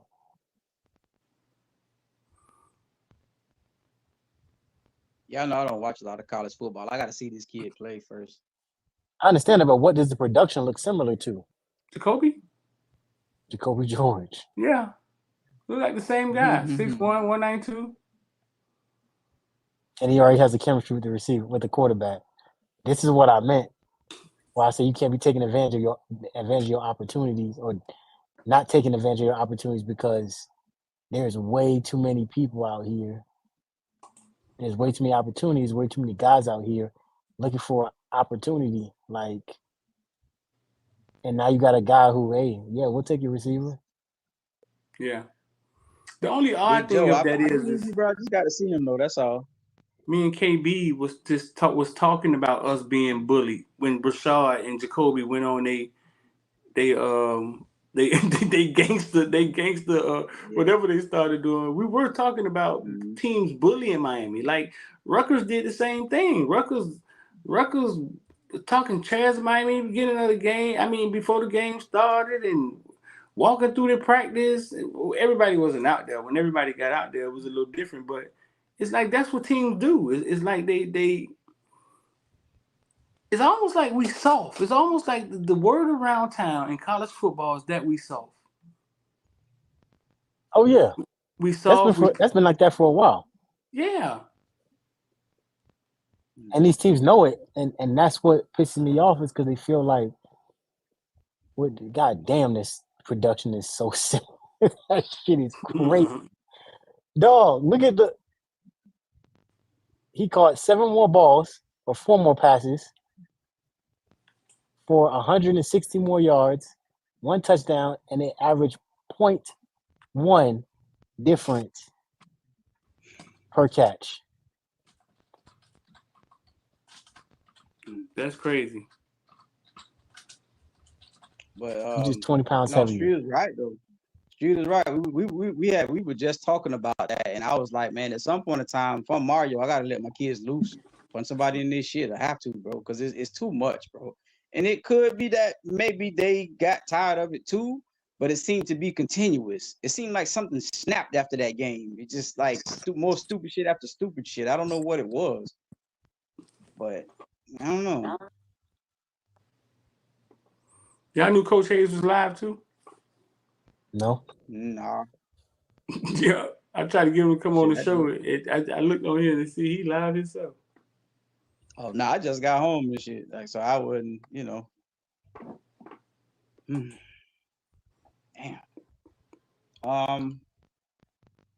Damn, well that's tough, bro. I don't want the man kicked off the team. I really don't. So I hope that's not the case. Cause it's like, damn, bro, you just doing stupid shit. Cause it ain't like, he ain't a bad kid or nothing like that. And He ain't doing good kid type shit. That's the problem.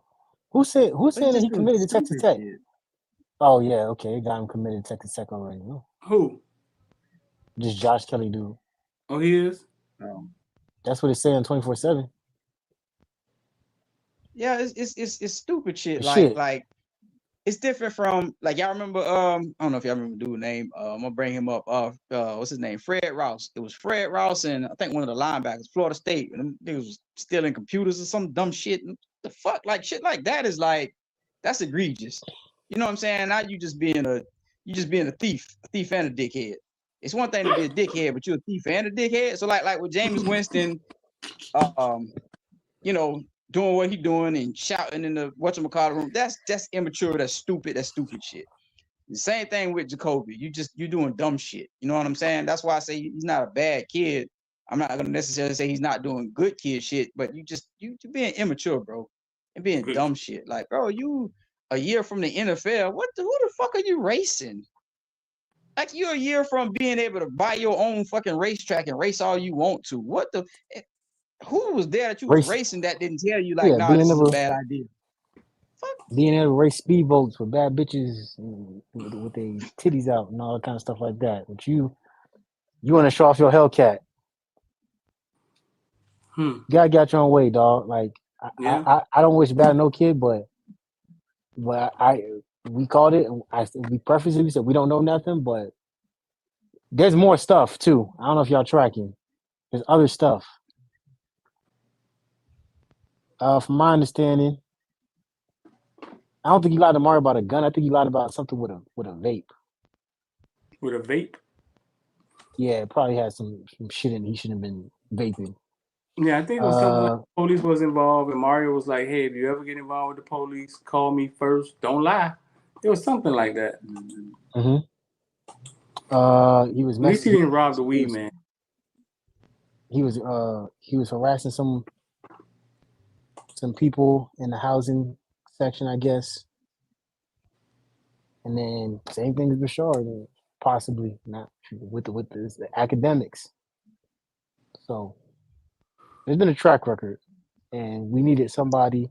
This is why you bring a KB in, Coach KB, to kind of put your arm around the kid. But once again, you put your arm around him, and he's still getting his own way. Like what else you supposed to do? Yeah, I think if I'm Kevin Beard, Kevin Beard, and I'm sitting there with like at this point, what am I supposed to do? Like I know this because I speak from the point of having troops like this, right? It's like at some point, if I got a troop who it's like I sit you down, I talk to you, we seem like you have an understanding, we seem like you're starting to figure it out, and then every time I think we're making progress, I see you resort to some new stupid shit, not even like old stupid shit where it's like you can talk to us like it's something else with you. It's like what else I'm supposed to say? Like what else can I say at that point? You say some new stupid shit.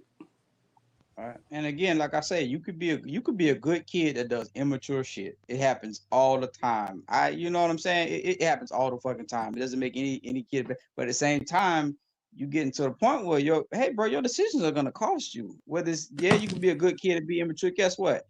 I can guarantee you, it's some good people in jail right now that made dumbass mistakes or was in dumb positions or put themselves in dumb positions. Mm-hmm. Speak on the street, you know, all the time. Street no. I never met a person in jail that didn't what's the word? Regret, yeah. I never met a person in jail that was like, hell fuck no, that nigga touched my daughter, I shoot him again. I never met that guy. Yeah. Everybody that's there by themselves, you realize you're there by yourself. So whatever got you here, somebody pushed your mom, somebody touched your wife, you're in there by yourself. And sometimes those people who you did it for don't come through for you while you're in there. Mm-hmm. And you realize that we all live in a bubble. Nothing anybody else does has anything to do with you. I've never asked a guy in there, hey man, if you had another chance to do it, would you do it again? All of them have said, hell no. You give a fuck why they was in there.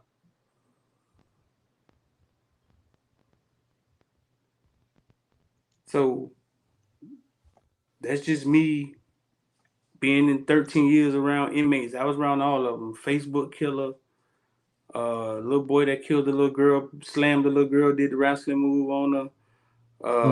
The LSU running I back. remember that. Salazar, the one who, huh? You had the Menendez. Then you had the Menendez kids. I had the kids that killed Sean Taylor. I had the Menendez brothers. No, I had the I could two say you had brothers, some. two older Spanish brothers that killed the police. I forget their name, but they were older guys.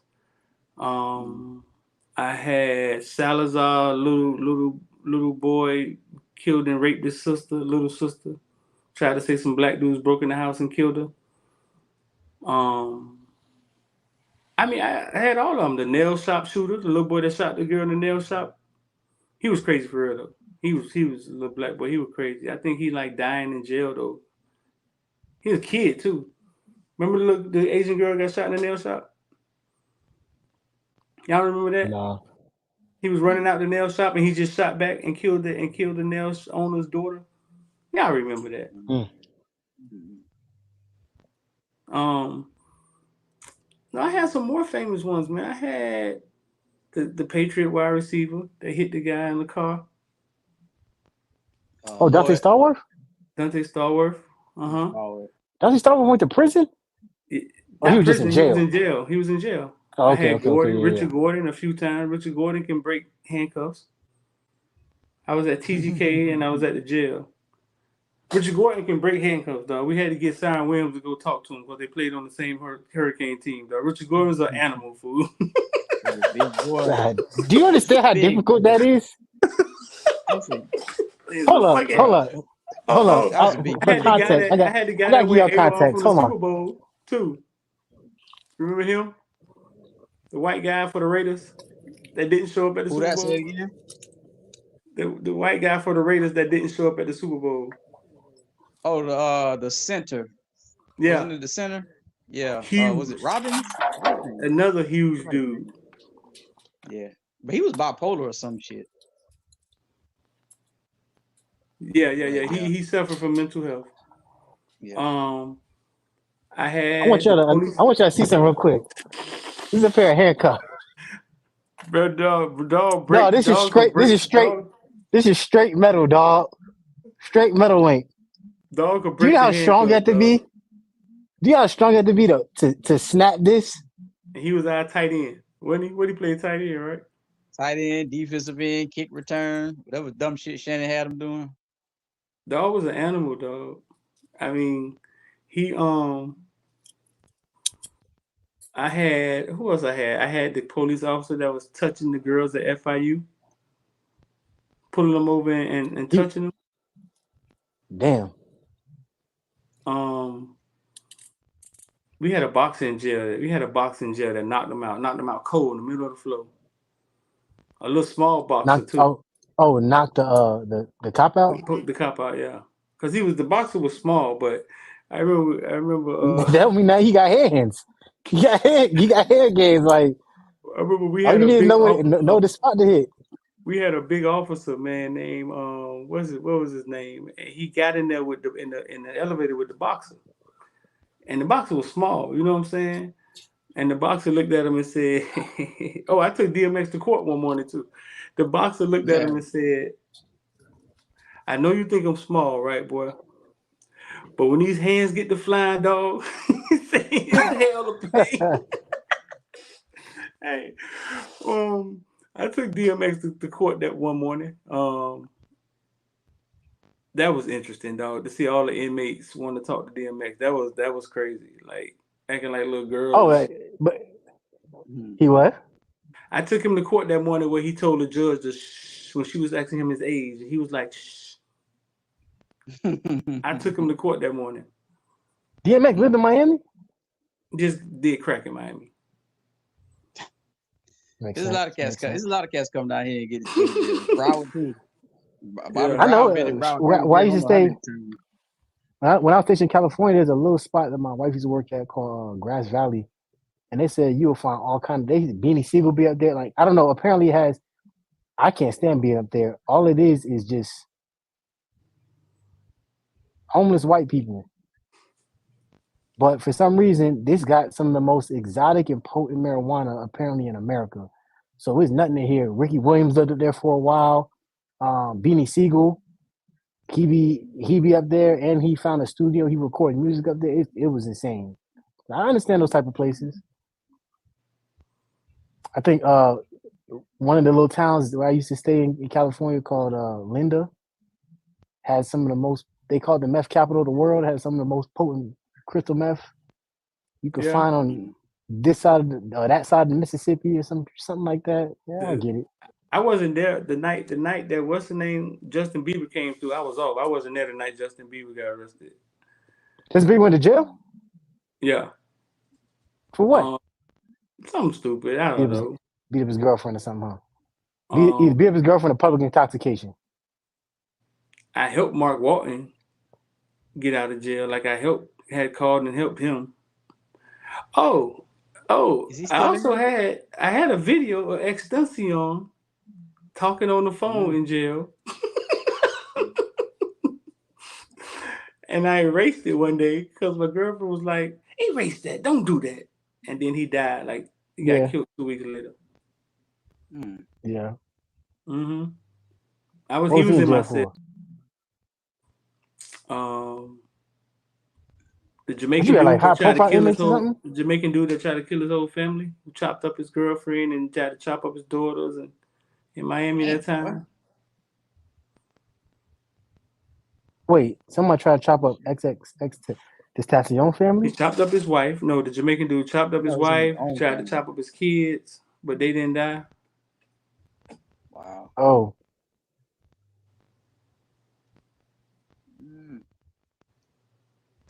Michael King said, where you worked at, my brother was at TGK. I was at TGK. Oh, you probably know his brother then. I can't even think. I should have wrote a book. I mean, I could write a book. I can't even think of how many and the most and amazing things I saw in jail. I saw some amazing things in jail. We had a dude that used to cut his stomach open. And nobody else could get along. He used to cut his stomach open.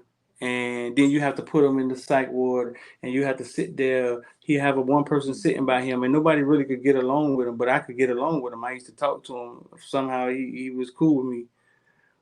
And he wasn't crazy. People thought he was crazy. And he just was like, street, man, listen. I'm finna go to jail for a long time.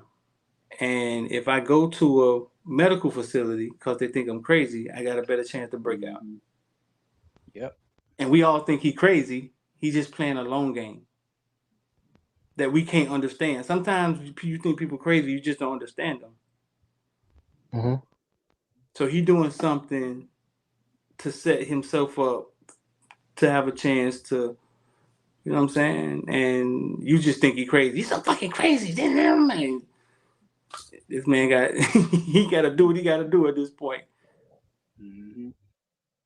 You know, the only thing about playing that game, I had a partner that did that. The only thing about that shit though is when they put you in the facilities, you got to take that medication. And some of that medication turn you to a totally different person. Turn you to an animal. Bro. It turn you to a zombie, or it turn you to it'll make you worse. To a fucking zombie. You know what he taught me? He said, street, the reason we outsmart y'all all the time, he said, because y'all never sit down and thought. Think about this now. He said, y'all are always running around, arguing with your wife, gotta pay bills, going here, taking the kids down. He said, y'all never sit down and thought. He said, we sit down and thought all day, and our brain allow us to outsmart y'all. Think about that, dog. Yeah, and then y'all don't have that perspective. Like y'all don't sit in a cell for 12 hours and think like, man, where can I hide some shit in here? Mm-hmm. Yeah, think about that. Think about like I guess that's where meditating and stuff come in at. You know what I'm saying? Like the fact that they're using their brain and not moving. That's how powerful your brain is, dog. They're using their brain and not moving, dog.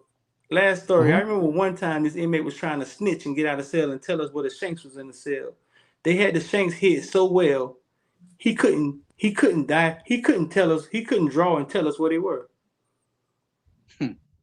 He was trying to explain, hey man, they got the paint, they peeled the paint back and they put the shanks in the paint and then heated up the paint. And he couldn't even explain it, dog. They had him hid so well. We would have never found him. The paint had so many coats on it that they peeled the paint back, put the shanks in one of the coats, and then just put the paint back and somehow heated it back up, and you would have never found it. Man, Street, let me tell you something. I might have said this on stream before. I remember once, man, shout out to my guy, Lieutenant Reggie Worlds, man. He was when I was in NCOA in Texas, right? Bear County Sheriff's Department. I was at NTO Academy, and he for some reason they thought it was cool to implement like the Bear County Sheriffs in with like the NTO Academy on base. So we got them on there, and they were in our class. And he was like a black dude, cool as hell, Army brat, but he was a Hurricanes fan, which was ironic. He saw me like with, I think I had this bottle with me or something like that. He was peeled off already, but he was like, "You a Canes man?" He's like, "Yeah." He's like, "Man, I grew up in Tampa.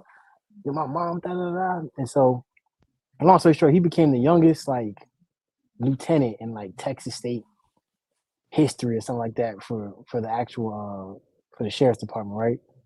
So he ran the prison, and he took us on a tour in there. I can't tell you how fascinating that was. Would I ever work in a prison? Absolutely not. Like being in there for like 12 hours, 13 hours is like, this ain't a place for people to be at, like living or working. But this man used to stay offering me, hey man, if you want to get out, man, we got good. I was like, nah, I can't do it, dog. Anywho, I remember when we were in there, he was talking about I met the, you know what QAnon is? QAnon. Yeah. The dude, Yeah, the dude that was in the Capitol with the fucking horns and shit. Yeah, he goes by the QAnon shaman, but the group QAnon, like the female who started it, she in that prison, and I remember when we walked in there, didn't unprovoked. This chick started going on this list of like senators and like congressmen and important people, like unprovoked. Nobody asked her for this information about why these people was this and these people are crazy and da da da da, and she was related to one of them. And she was just like, she was winning like in this 30-minute rant, just exposing the government. So I was like, man, whatever. Like I ain't had no pen and paper with me, but I remember some of the stuff, right? Because you had your cell phone in there, and I went and looked it up, and everything that she said, from what I could remember, was absolutely true. And then I remember him talking. He was like, Lieutenant Worlds was like, because he's very similar to you, like black guy in there with a lot of people, a lot of black people. You know what I'm saying? It's kind of depressing to see. He was like, man, a lot of people just need to be talked to. Like a lot of them, they understand, like how y'all said, they quote unquote institutionalize, and they realize like, yeah, like this is the best alternative for them. And he's like, but you won't understand unless you talk to them and treat them like humans. And he spoke about how a lot of those people, a lot of people, like a lot of that stuff that they do is just a facade. Like they just want people to think that, because the alternative is to go out and be a non-productive member of society and end up homeless, something like that. It was like, Right. might as well, taxpayers pay for all this. I might as well stay here. Mm-hmm. But I think one of the most innovative things, talking about the paint thing, one of the most innovative things I saw is he took us into one of the, not the real serious cell. This is like not the cell blocks with like isolation, stuff like that. This is like where they got like bunk beds, where it's like summer camp. They get in there for low level crimes and stuff like that. And he would talk about how, as a lieutenant, he had to look at different officers underneath him and tell who the ones were POSs and the ones that weren't. He was like, we're gonna go in this one cell of a guy who I think is a POS that I don't like, right? Go into the cell, and he said the inmates, I don't know how, but the inmates, it took like they socks It's like, and they made like clothing and like the socks and stuff that they issued in. They was like repurposing it and making like clothes, like a clothing brand, like sweaters and hoodies and beanies. And he was like, he said anytime we see it, we gotta take it because we call this start with a C. Contraband. Contraband. Contraband. Yeah, Yeah. he's like, we gotta take this because it's contraband, even though it's creative and it's just to help them. Like, we didn't issue it to them like this, so we gotta take it. And I was like, that's crazy. Like, how Oh, innovative people is when they get to just sitting there and just use their brain.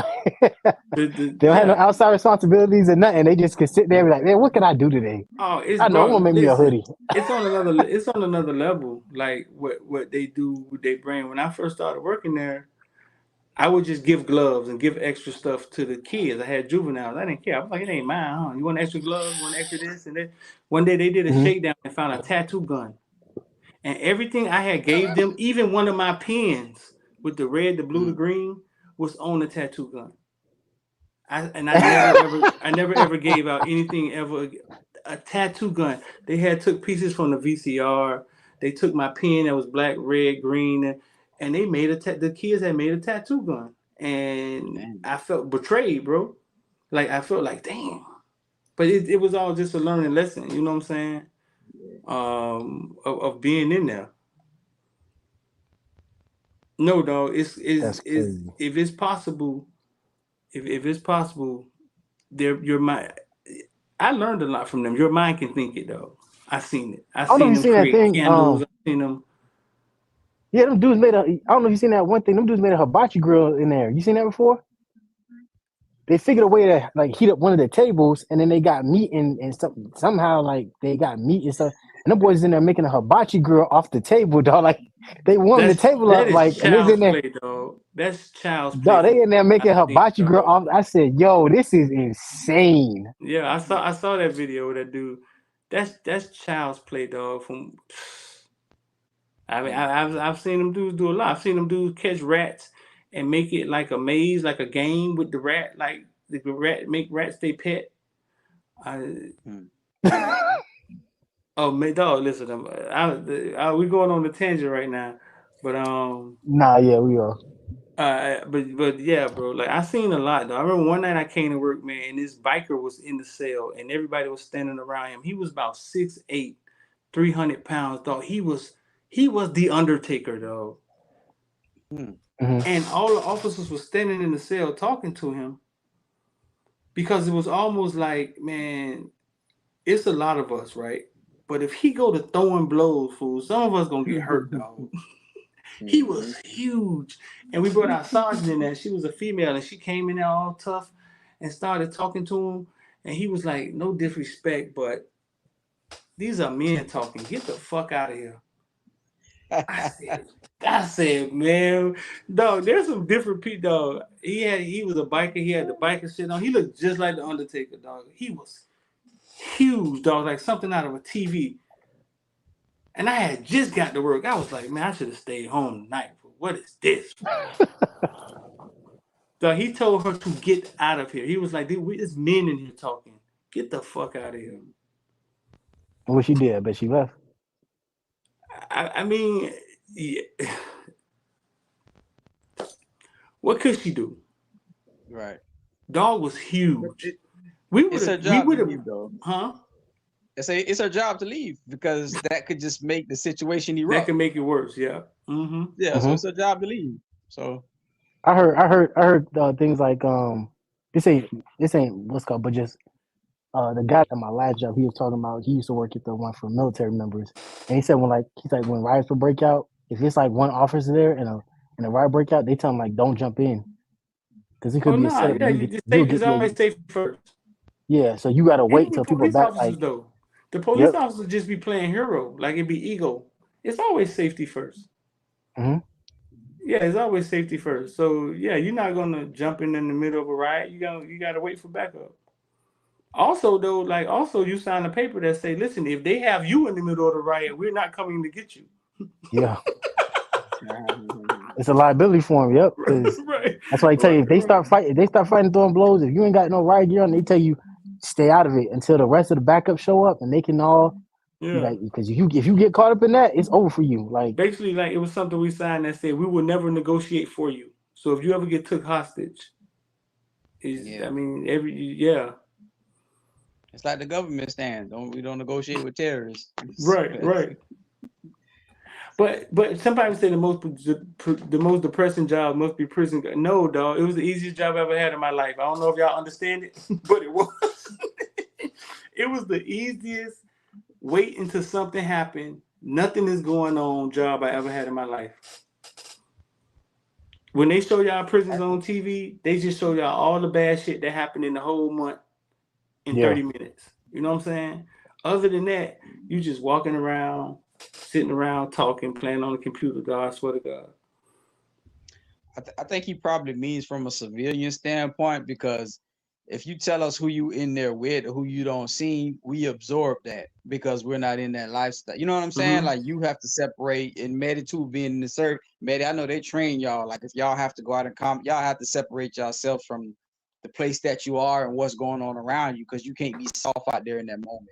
And it's probably the same thing with street of them. You have to separate yourself from. You have to look at it as a job. But us as civilians, we're listening to these stories and how it may feel to sit there and talk to a Lionel Tate and know this fucking jit is in, he killed this little girl, or listening to, you know what I'm saying? And somebody's going to jail for this and going for we'll absorb that shit on the outside looking in. But when you're in it, you have to learn to be able to separate yourself from that gig and shit. When I saw Cecil Collins, I was still mad at Cecil Collins, dog. I was still mad that he got locked up and was the Dolphins running back. Dog. Hey, Darian Hunter. Shout out to Darian Hunter, man. Corporal Hunter died from cancer, right? Yeah, man. I knew Corporal Hunter, dog. I knew him. He died from cancer, right? I was there. I was there when he was there. I think he ended up a sergeant, though. I think he ended up a sergeant. Yeah, when I saw Cecil Collins, I was still mad at him. He was like, man, I ain't raped that lady, man. He said everybody knew I was fucking that lady. He said I got caught in there, man, and her and her husband just basically, it was like the best story to tell is he came through the window. You know what I'm saying? Like, and that's what happened. But I was still mad at him, dog. I was pissed. But that's the point. But Street, see, that's the point I just made. Doing stupid shit. Look what that cost him. Look at what the fuck that cost him. It's just like if you believe he's guilty, fine. But if you believe that that's the story that happened, let's just say that that's the story that happened. Look at what being stupid cost him. So that's the thing when we get to back, we circling back to Jacoby. It all comes back to it. Like, bro, your stupid shit could. What happened if you would have skidded off the road and fucking hit somebody? Oh, we done lost people. I don't know if they were drunk driving. I don't know if they were racing, but we lost people off this team. I can't remember my man's name.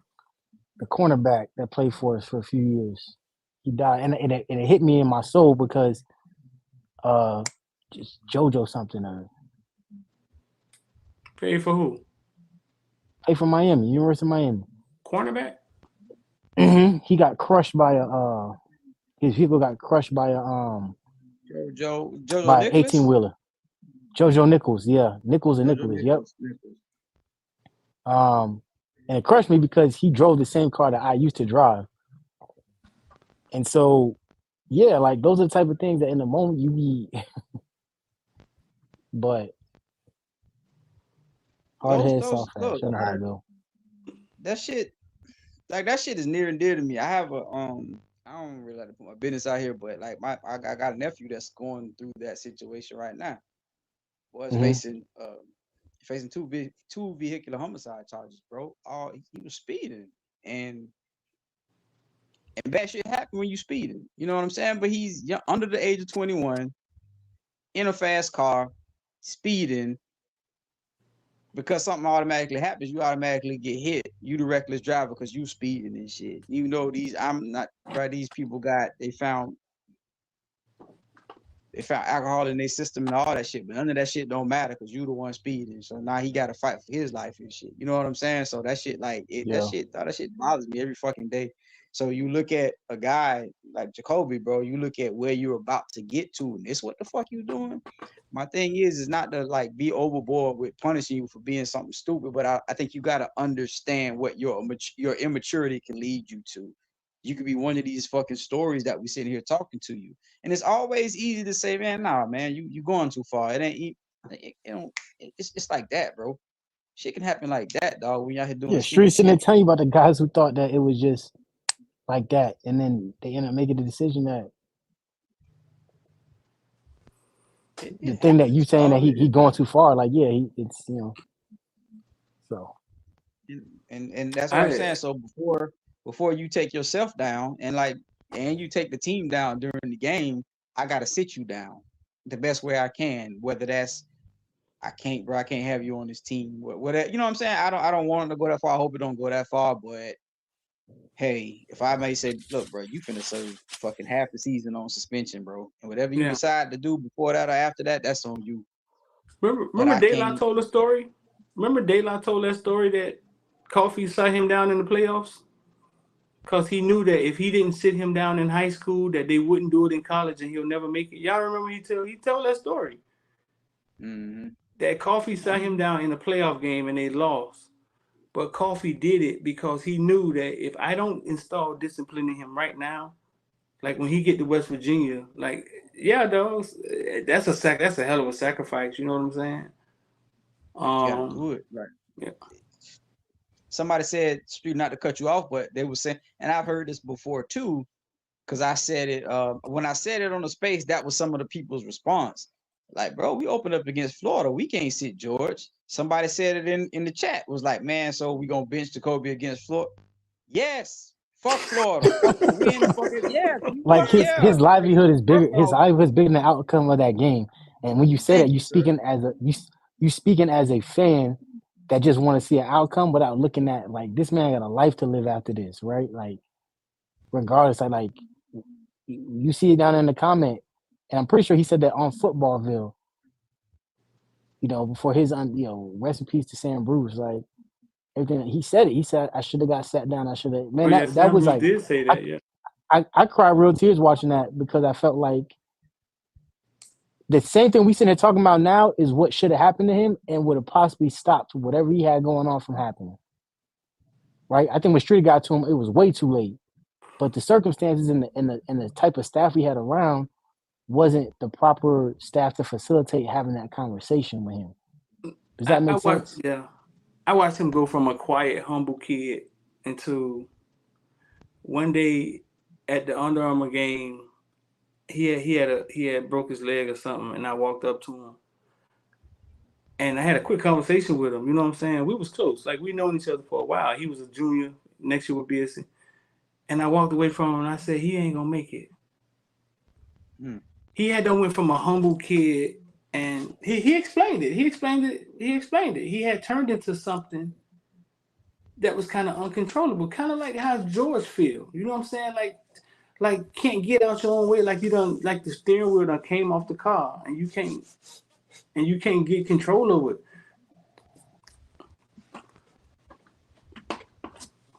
it. Sam Bruce had turned into that.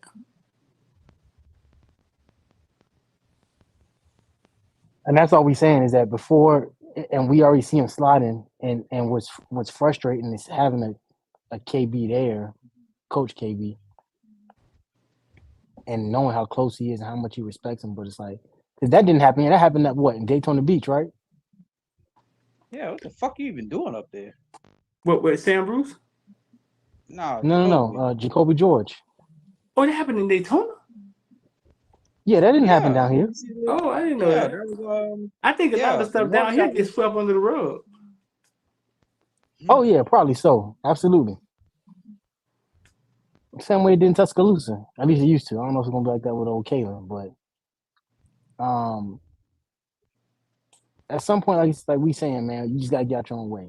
And before we get to a situation like where we sitting here talking about Sam Bruce in this fashion and saying things like, "Oh, he's not gonna make it," like who was the other? What's my other man name that was there with him? The one that never made it. He was Jack Allison homeboy in the game with the dreads. Yeah, I'm supposed to interview him. From You know what I'm down talking about too, Street. from down south. He was a receiver that was Jack Alson threw him a touchdown in the Under Armour game. Not Collins. What was his name? Deontay Mullins. Deontay Mullins. Yep. Deontay Mullins. Deontay Mullins. Shout out to Brandon Tooks and Joe and Rick. Somebody dropped a documentary on him, right? Did they? No, he did. Yeah, he did a long podcast with somebody, and he talked about it. And same thing. It's like I'm just tired of hearing that story with all these guys. The Jeff Thomas is the. I'm tired of just hearing these guys. It's like all this potential in the world, and it's always some nonsense that comes up, and then we're sitting there saying like, "Man, we should have. Why didn't this happen? How did we not? You know, I'm tired of it." A lot of times there's no dad like, there. A lot of times there's no dad there. A lot of times. Mm-hmm. Sometimes it starts there. Like a lot of times there's no father in the house. With a lot of them. Street. What's up? Then you and I have this conversation about a certain kid that we didn't get, and I say, Street, I don't think that shit gonna end well, bro. There's a certain kid we did not get, and it's all the makings of everything that we're talking about. Though dad in the house, and at the end of the day, he can play football, so he's allowed to play football. And right. I'm coming from a background where who was it? Desmond Howard. I just watched his pivot interview. He was talking about like his parents was like school, like from an early age. If you don't have the grades, you can't play football. If you don't do this, you can't play football. And that's gone now with a lot of parents, and especially when money is at play in this NIL shit. They just go ahead and I referenced this before. It was like watching an episode of Power, and Ghost fought, and he wasn't gonna. It was over his dead body that he was gonna let Tariq do whatever the fuck he wanted to do. But the mom was, oh, I see, I can't stop you from doing this, so I'm gonna teach you how to do it. No, that should never be the goddamn answer. No, if you do this because you decided to do it, I'm not gonna help you do that. But that same situation we having, that conversation we having about that young man, he can play football good. So his mama's letting him play, the coaches are letting him play, and yada, yada, yada. And it's just like, wow, you setting a kid up for failure, and he don't know it because he's a kid. But y'all think y'all doing the right thing, or you think that, you know, it's going to be some kind of goal at the end of the tunnel instead of, no. Think you ready for contact? Yeah, man. Because moms and dads love different. You know what I'm saying? Yeah, a mom is gonna use emotion, pour emotion into you. A dad is gonna sit you down and show you how to regulate it. Yeah, it's a balance. Like it's like a balance of the type of love. Dads have like a more tougher love. Mm-hmm. Yeah, but a lot of times that's just it, dog. There's no dad in the house. You know what I'm saying? This was one of the first time I ever saw Jeff Thomas smile, dog. Like anytime I interview him, he was so stoic. Like he had to be on depressant medication or something.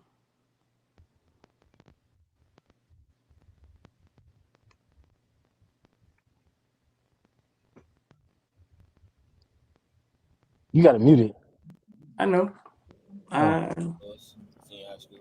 ain't really. I just wanted to put him out there. Listen, it's like you can do anything on the football field, but the route to run. Like, what's your favorite play, favorite route that you love? That's such a It's gonna be a question. good one today. You said he was faster than Mike Harley. Seen a lot, right? Like usually roll a safety over or something to your part about being in Miami. The sun, is the scenery. I'll say the sun. The sun. Yeah, like I don't really like the cold. You get cold up there where you from though? Yeah, it get really cold. Would y'all play football inside up there like in the summer? Y'all don't really play in the winter, I mean. No, we outside with it. In the cold? In the cold. This is the best conversation I ever had with him. You know, it'll be like 10 degrees, you still. And just one. He's accurate. He accurate. He put the ball on you. Yeah, he throw pretty ball. Think about what, Jaron Williams? He accurate. Yeah, there's a lot of things going on. Yeah. Tell me one good thing about Jaron Williams. One, just one. He's accurate. He accurate. He put the ball on. If you're in South Florida, somebody from St. Louis or Chicago can't be the fastest one on the team. Jeff, Who the fastest one on the team? You think the fastest one on the team? Yeah, I think I'm the fastest one on the team. Jeff, you in South Florida. Somebody Just from said, St. fuck Mike Louis or Harley. Chicago can't be the fastest one on the team, Jeff. Yeah, I know. That's why I get a lot. Man. Yeah? You think you beat that boy right there, Mike? Yeah, You I fast? get Mike. You Yeah. think you get Mike? You know, You look right at Mike and say, "Yeah, I'm faster than Mike." A different breed from up north, so, You are a different breed. so I think I get Mike. What city you from, Jeff? Illinois, East Illi- St. Louis, yeah. Illinois, St. Louis? What high school you play for? East St. Louis. So, man, yeah, I want to wrap it up, man. Glorious day, man. I don't know where this shit came out from. It came out the blue. Miami gets Cam Ward, which bolsters the quarterback room. I'm sure ticket sales going off. I'm gonna call Gerald right now and tell him he got to get his box because they're gonna be sold. It just changed. It just changed a lot of things. You know what I'm saying? And for the people who thinking that Ja'Cory Brown, I think this is not make it or break it for Mario, but it is year 3. And if he walk out of this thing 8-6 or 7 and something, it's gonna look real weird. You know what I'm saying? So I think getting a guy like Cam Ward kind of ensures that, listen, man, it can't be them. It got to be us this year. That's what I think it kind of ensures. So And I'll be honest. I think just kind of looking at like how you beat a Clemson that you haven't beaten them in over a decade. You almost minus a broken arm beat Florida State, who was sitting there claiming we should be in the playoff. I think you're looking at it like, I don't know, maybe I'm being overzealous when I say this, but I think you probably look around the conference like, this is it. This what the hype is all about. who? Yeah. Mario. Well, he looking around the conference saying, what? After NC State, North Carolina pumped it in the face? What he saying? No, you're right. You're right. But at the same time, like I said, we talk about how we spoke about earlier, how much the quarterback was a deciding factor behind that, right? And I think now this is the first time they got a quarterback that they know is proven is not, I always stand on that. That year that he came in, I don't think there was any other option you can go after like that, right? I don't think it was someone. And so when you go through spring, and then you find out your quarterback is allegedly trying to leverage to go to Alabama, where you're like, oh shit. Well, I gotta, you come back the next year, and he signs another NIL deal, and then you just realize, man, we got played. We got finesse. Yeah. Whatever happened. We got absolutely finesse. Ominous. That's the word. Something. Whatever was wrong was really dark with Miami and the quarterback. Yeah, ominous is the right word. Year. But I think when you get better and you have that year where you play close games, Florida State had it where your record ain't good, but you was in every game. I think that's the next step to your team getting better. Even though we lost stupid games, but we competed in every game. I don't think we got beat bad by anybody. You know what I'm saying? I think Rutgers started off beating us bad, and then Ja'Cory woken up. Rutgers was going to put a number on us. In the beginning, looked like in the beginning with that damn 10-yard fight shit, but then Ja'Cory kind of woke up. But I think the next step is playing those close games, and we played everybody close. And then I think the next step from there is 9 wins, 10 wins. You get a Cam Ward, I think that expedites everything. Yeah. We'll see. Y'all are okay with winning close, right? If you get 10 wins, but you win them close, you good with that? Yeah. I don't care how you win them. Yeah.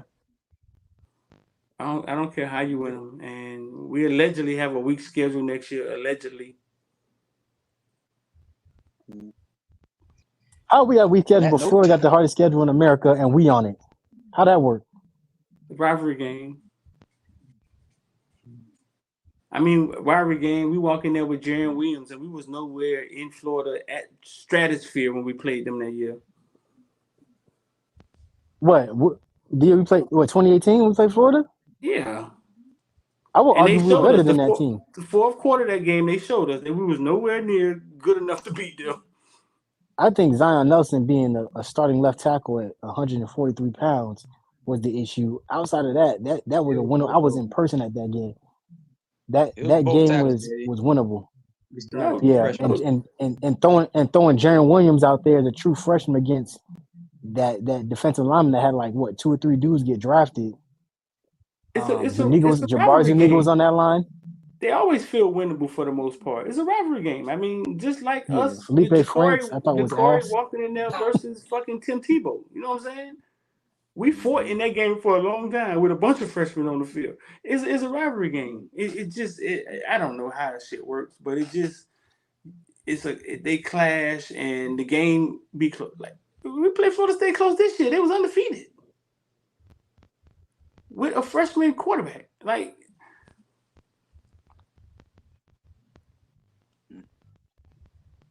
I think Ja'Cory win that game. I do too. Y'all already know how I'm coming, pause. I think Ja'Cory So, would have won that game, dog. I'm not even gonna go down this rabbit hole with y'all. You know what I'm saying? Right. You already know my Good stance. show. Glad y'all stayed up with us because that is I a know, rabbit right? hole. Good show. Shout out to Coach Glad Hayes. y'all boys stayed up. What's up, Hayes? If you're just getting here, man, Miami got Cam Ward, which adds some what's the word to the quarterback room? Depth. Not depth. A lot of things. A rich or Experience. Add some experience to the quarterback room, depth. And I hope now you could probably pull in a big time wide receiver, and we humming, bro. Put some weight on our safety. What a safety name is? Get him some muscle milk. Marquise. Yeah. Marquise Williams. Get Marquise some muscle milk so he can actually get Hey, real niggas down quick. to the ground when he tackle them. They can stay tackled. We humming. I'm ready. So let's do it. So man, y'all make sure y'all hit the like button and share, man. We appreciate y'all. Y'all anything else before we get out of here? You got any questions you try to go through? We good? I marked 3 of them. I'll hit them real quick. All right. I'll let KB answer because I kind of spoke on it too.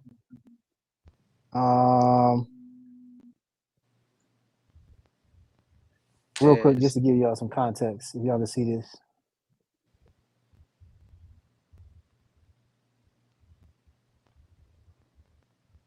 What it say? What it is? You -47? That's what it feels like with wind chill. Okay, well, it's actually -23. -23. Woo! Shit. Boy, look at her. That's why you look like a goddamn Eskimo tonight. God damn. -23. Medi, I walked out the door the other day because I had all my clothes ready for the week. It had been cold every day. So I got my pants on. I walked outside. I said, what the fuck is this? Every day. Warm out. No, it was warm. We had a cold day. I walk outside, I got on pants and long sleeve. I said, what the hell is this? I look at the phone. What was 84 degrees? 84 degrees, bro. Every time I hear my mom call me, he's like, it's 6 today. We bringing the Ugg boots out. I'm like, you get my damn phone, Mom. You get my goddamn phone right now. Anywho, y'all trust Dawson the offense to improve and be more creative, or you think we need a co-OC or something to help him? I think you need a quarterback coach, right? Go ahead, Kyle. This ain't mine. Oh no, you can get it. But no, this ain't my wheelhouse. I just be mumbling. I think what Streeter said is what we need. I think we need a quarterbacks coach, like somebody that can let Dawson. So gotta be somebody that Dawson can trust, that they're on the same page, same eye. Let Dawson just do all this offensive stuff, because I don't know what's going on there. Because I don't know if it's Mario dipping his hand in the Kool-Aid. I have no clue. Do I trust? I don't trust what's going on the offense. I really don't. But I do think we still have, even with Dawson being some games you may like him, some halves you may like him or whatever, I think we can still get the 10 wins with a good quarterback. You know what I'm saying? So I trust that part of it. Do I trust him to do anything innovative? No, not right. No, because either he gonna have to buck on Mario, or I don't know. I don't know what's going on there, but there's something sticky going on that he need to loosen up. But I think him getting the quarterbacks coach will allow him to be more creative. He can work on the offense a lot better that way. Just that's my opinion on it. I get my opinion, but just for those who wasn't here, I see some people asking about Ken Dorsey. I think that makes sense, but you kind of have to look at, like, what's your resume? Was Josh Allen something elite? You know what I'm saying? In the time between Daboll being there and him getting fired, And that's what I was talking about earlier, Street. I was like, that boy Joe Brady is so good at showing up somewhere.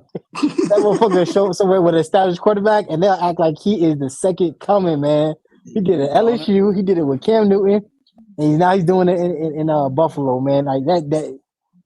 He's like the Man, I listened to them call his name over and over in that national championship, and he wasn't even the OC. That man is a usurper. My God, he is so good at it. They call him. He is so good at it.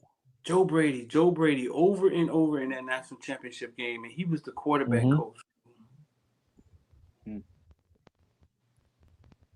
Anywho, the point I was trying to make was, I think I'm not opposed to a quarterback coach, but you have to, which makes sense to me if I'm being clear.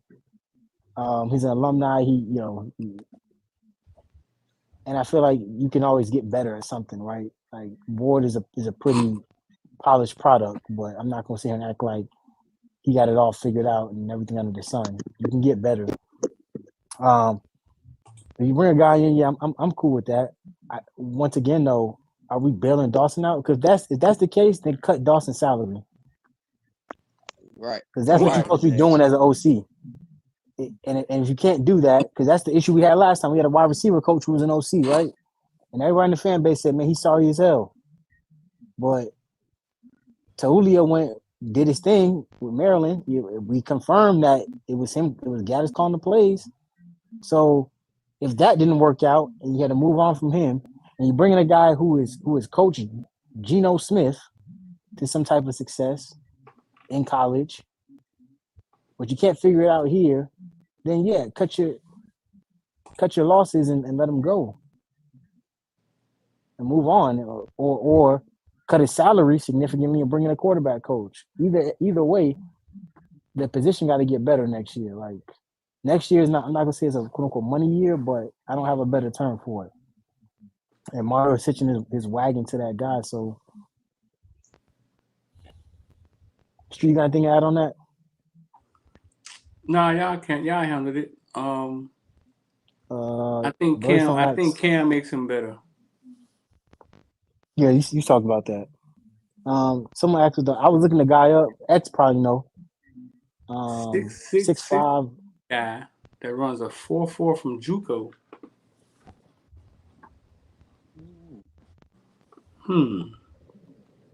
I can tell you this: Mario probably on his phone.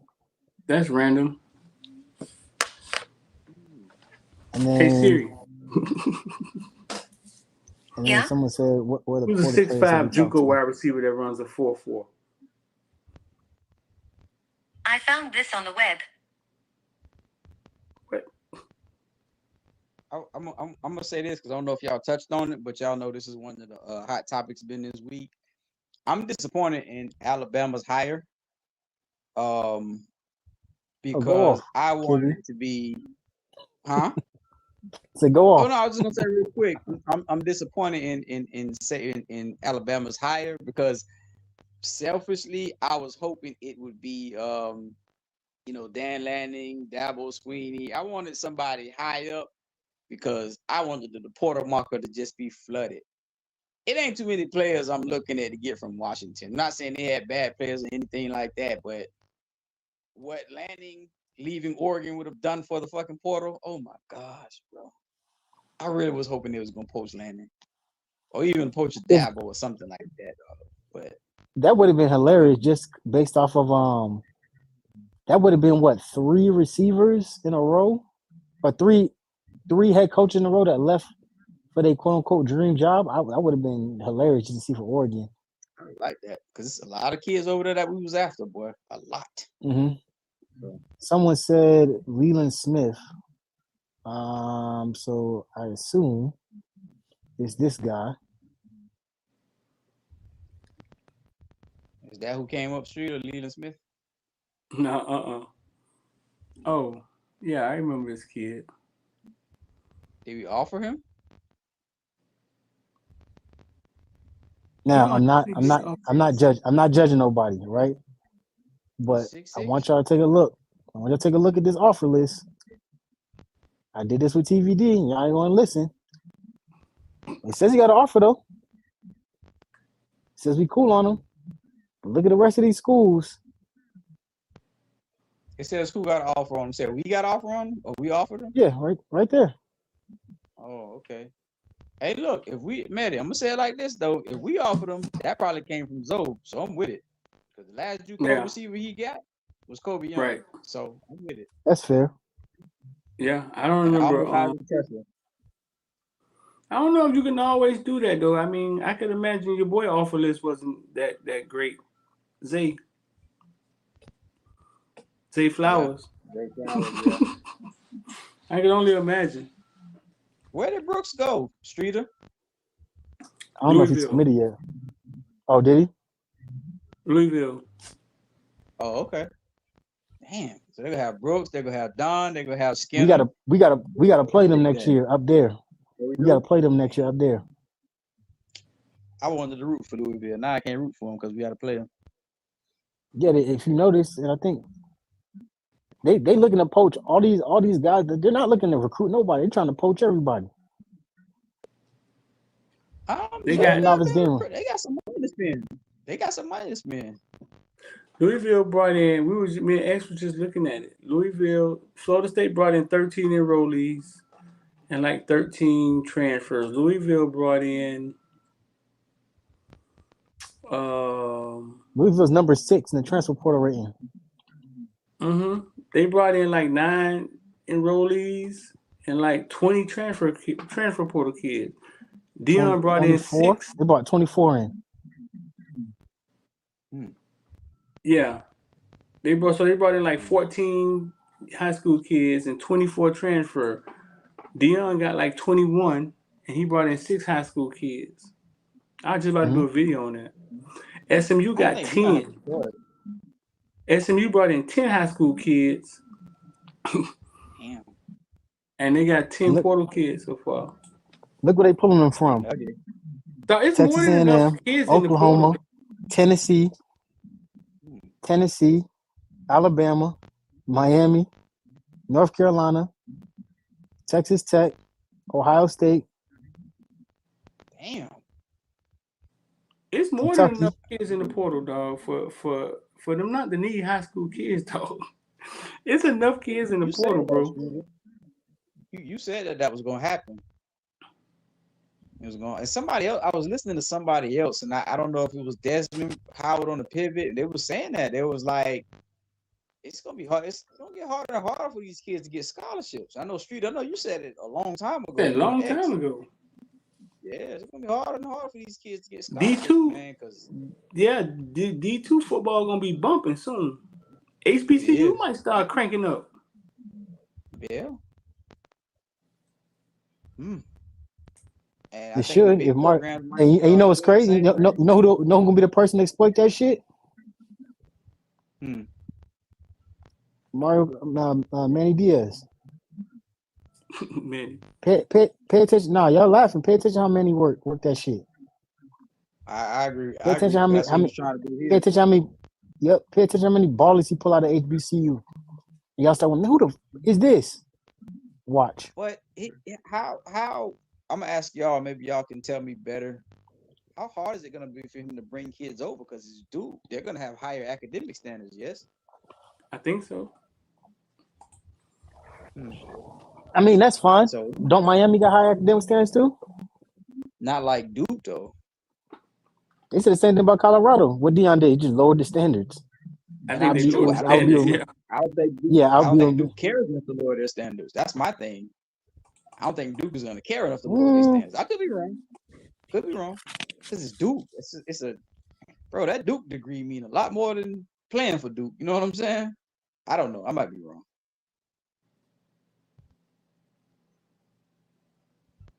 I think Manny gonna figure something out. I think Manny got something up his sleeve, especially hiring that dude from FAMU. He got something up his sleeve. You know why he hired him, right? To recruit Florida. That dude hired his son. Remember his son was on FAMU staff? Yep, you did say that. Just in favor back. Yep. Paying the man. At least Manny a man in his word. At least he stood on that. You know what I'm saying? Man, he may not be able to answer good recruiting questions, but he may not be a bad guy. Van Dyke told me he was a good guy. Yeah. But let's get out of here, man. I'm tired. All right, fellas. All right, man. Y'all make sure y'all hit like, share for us, man, and subscribe if you're not subscribed, man. We out of here.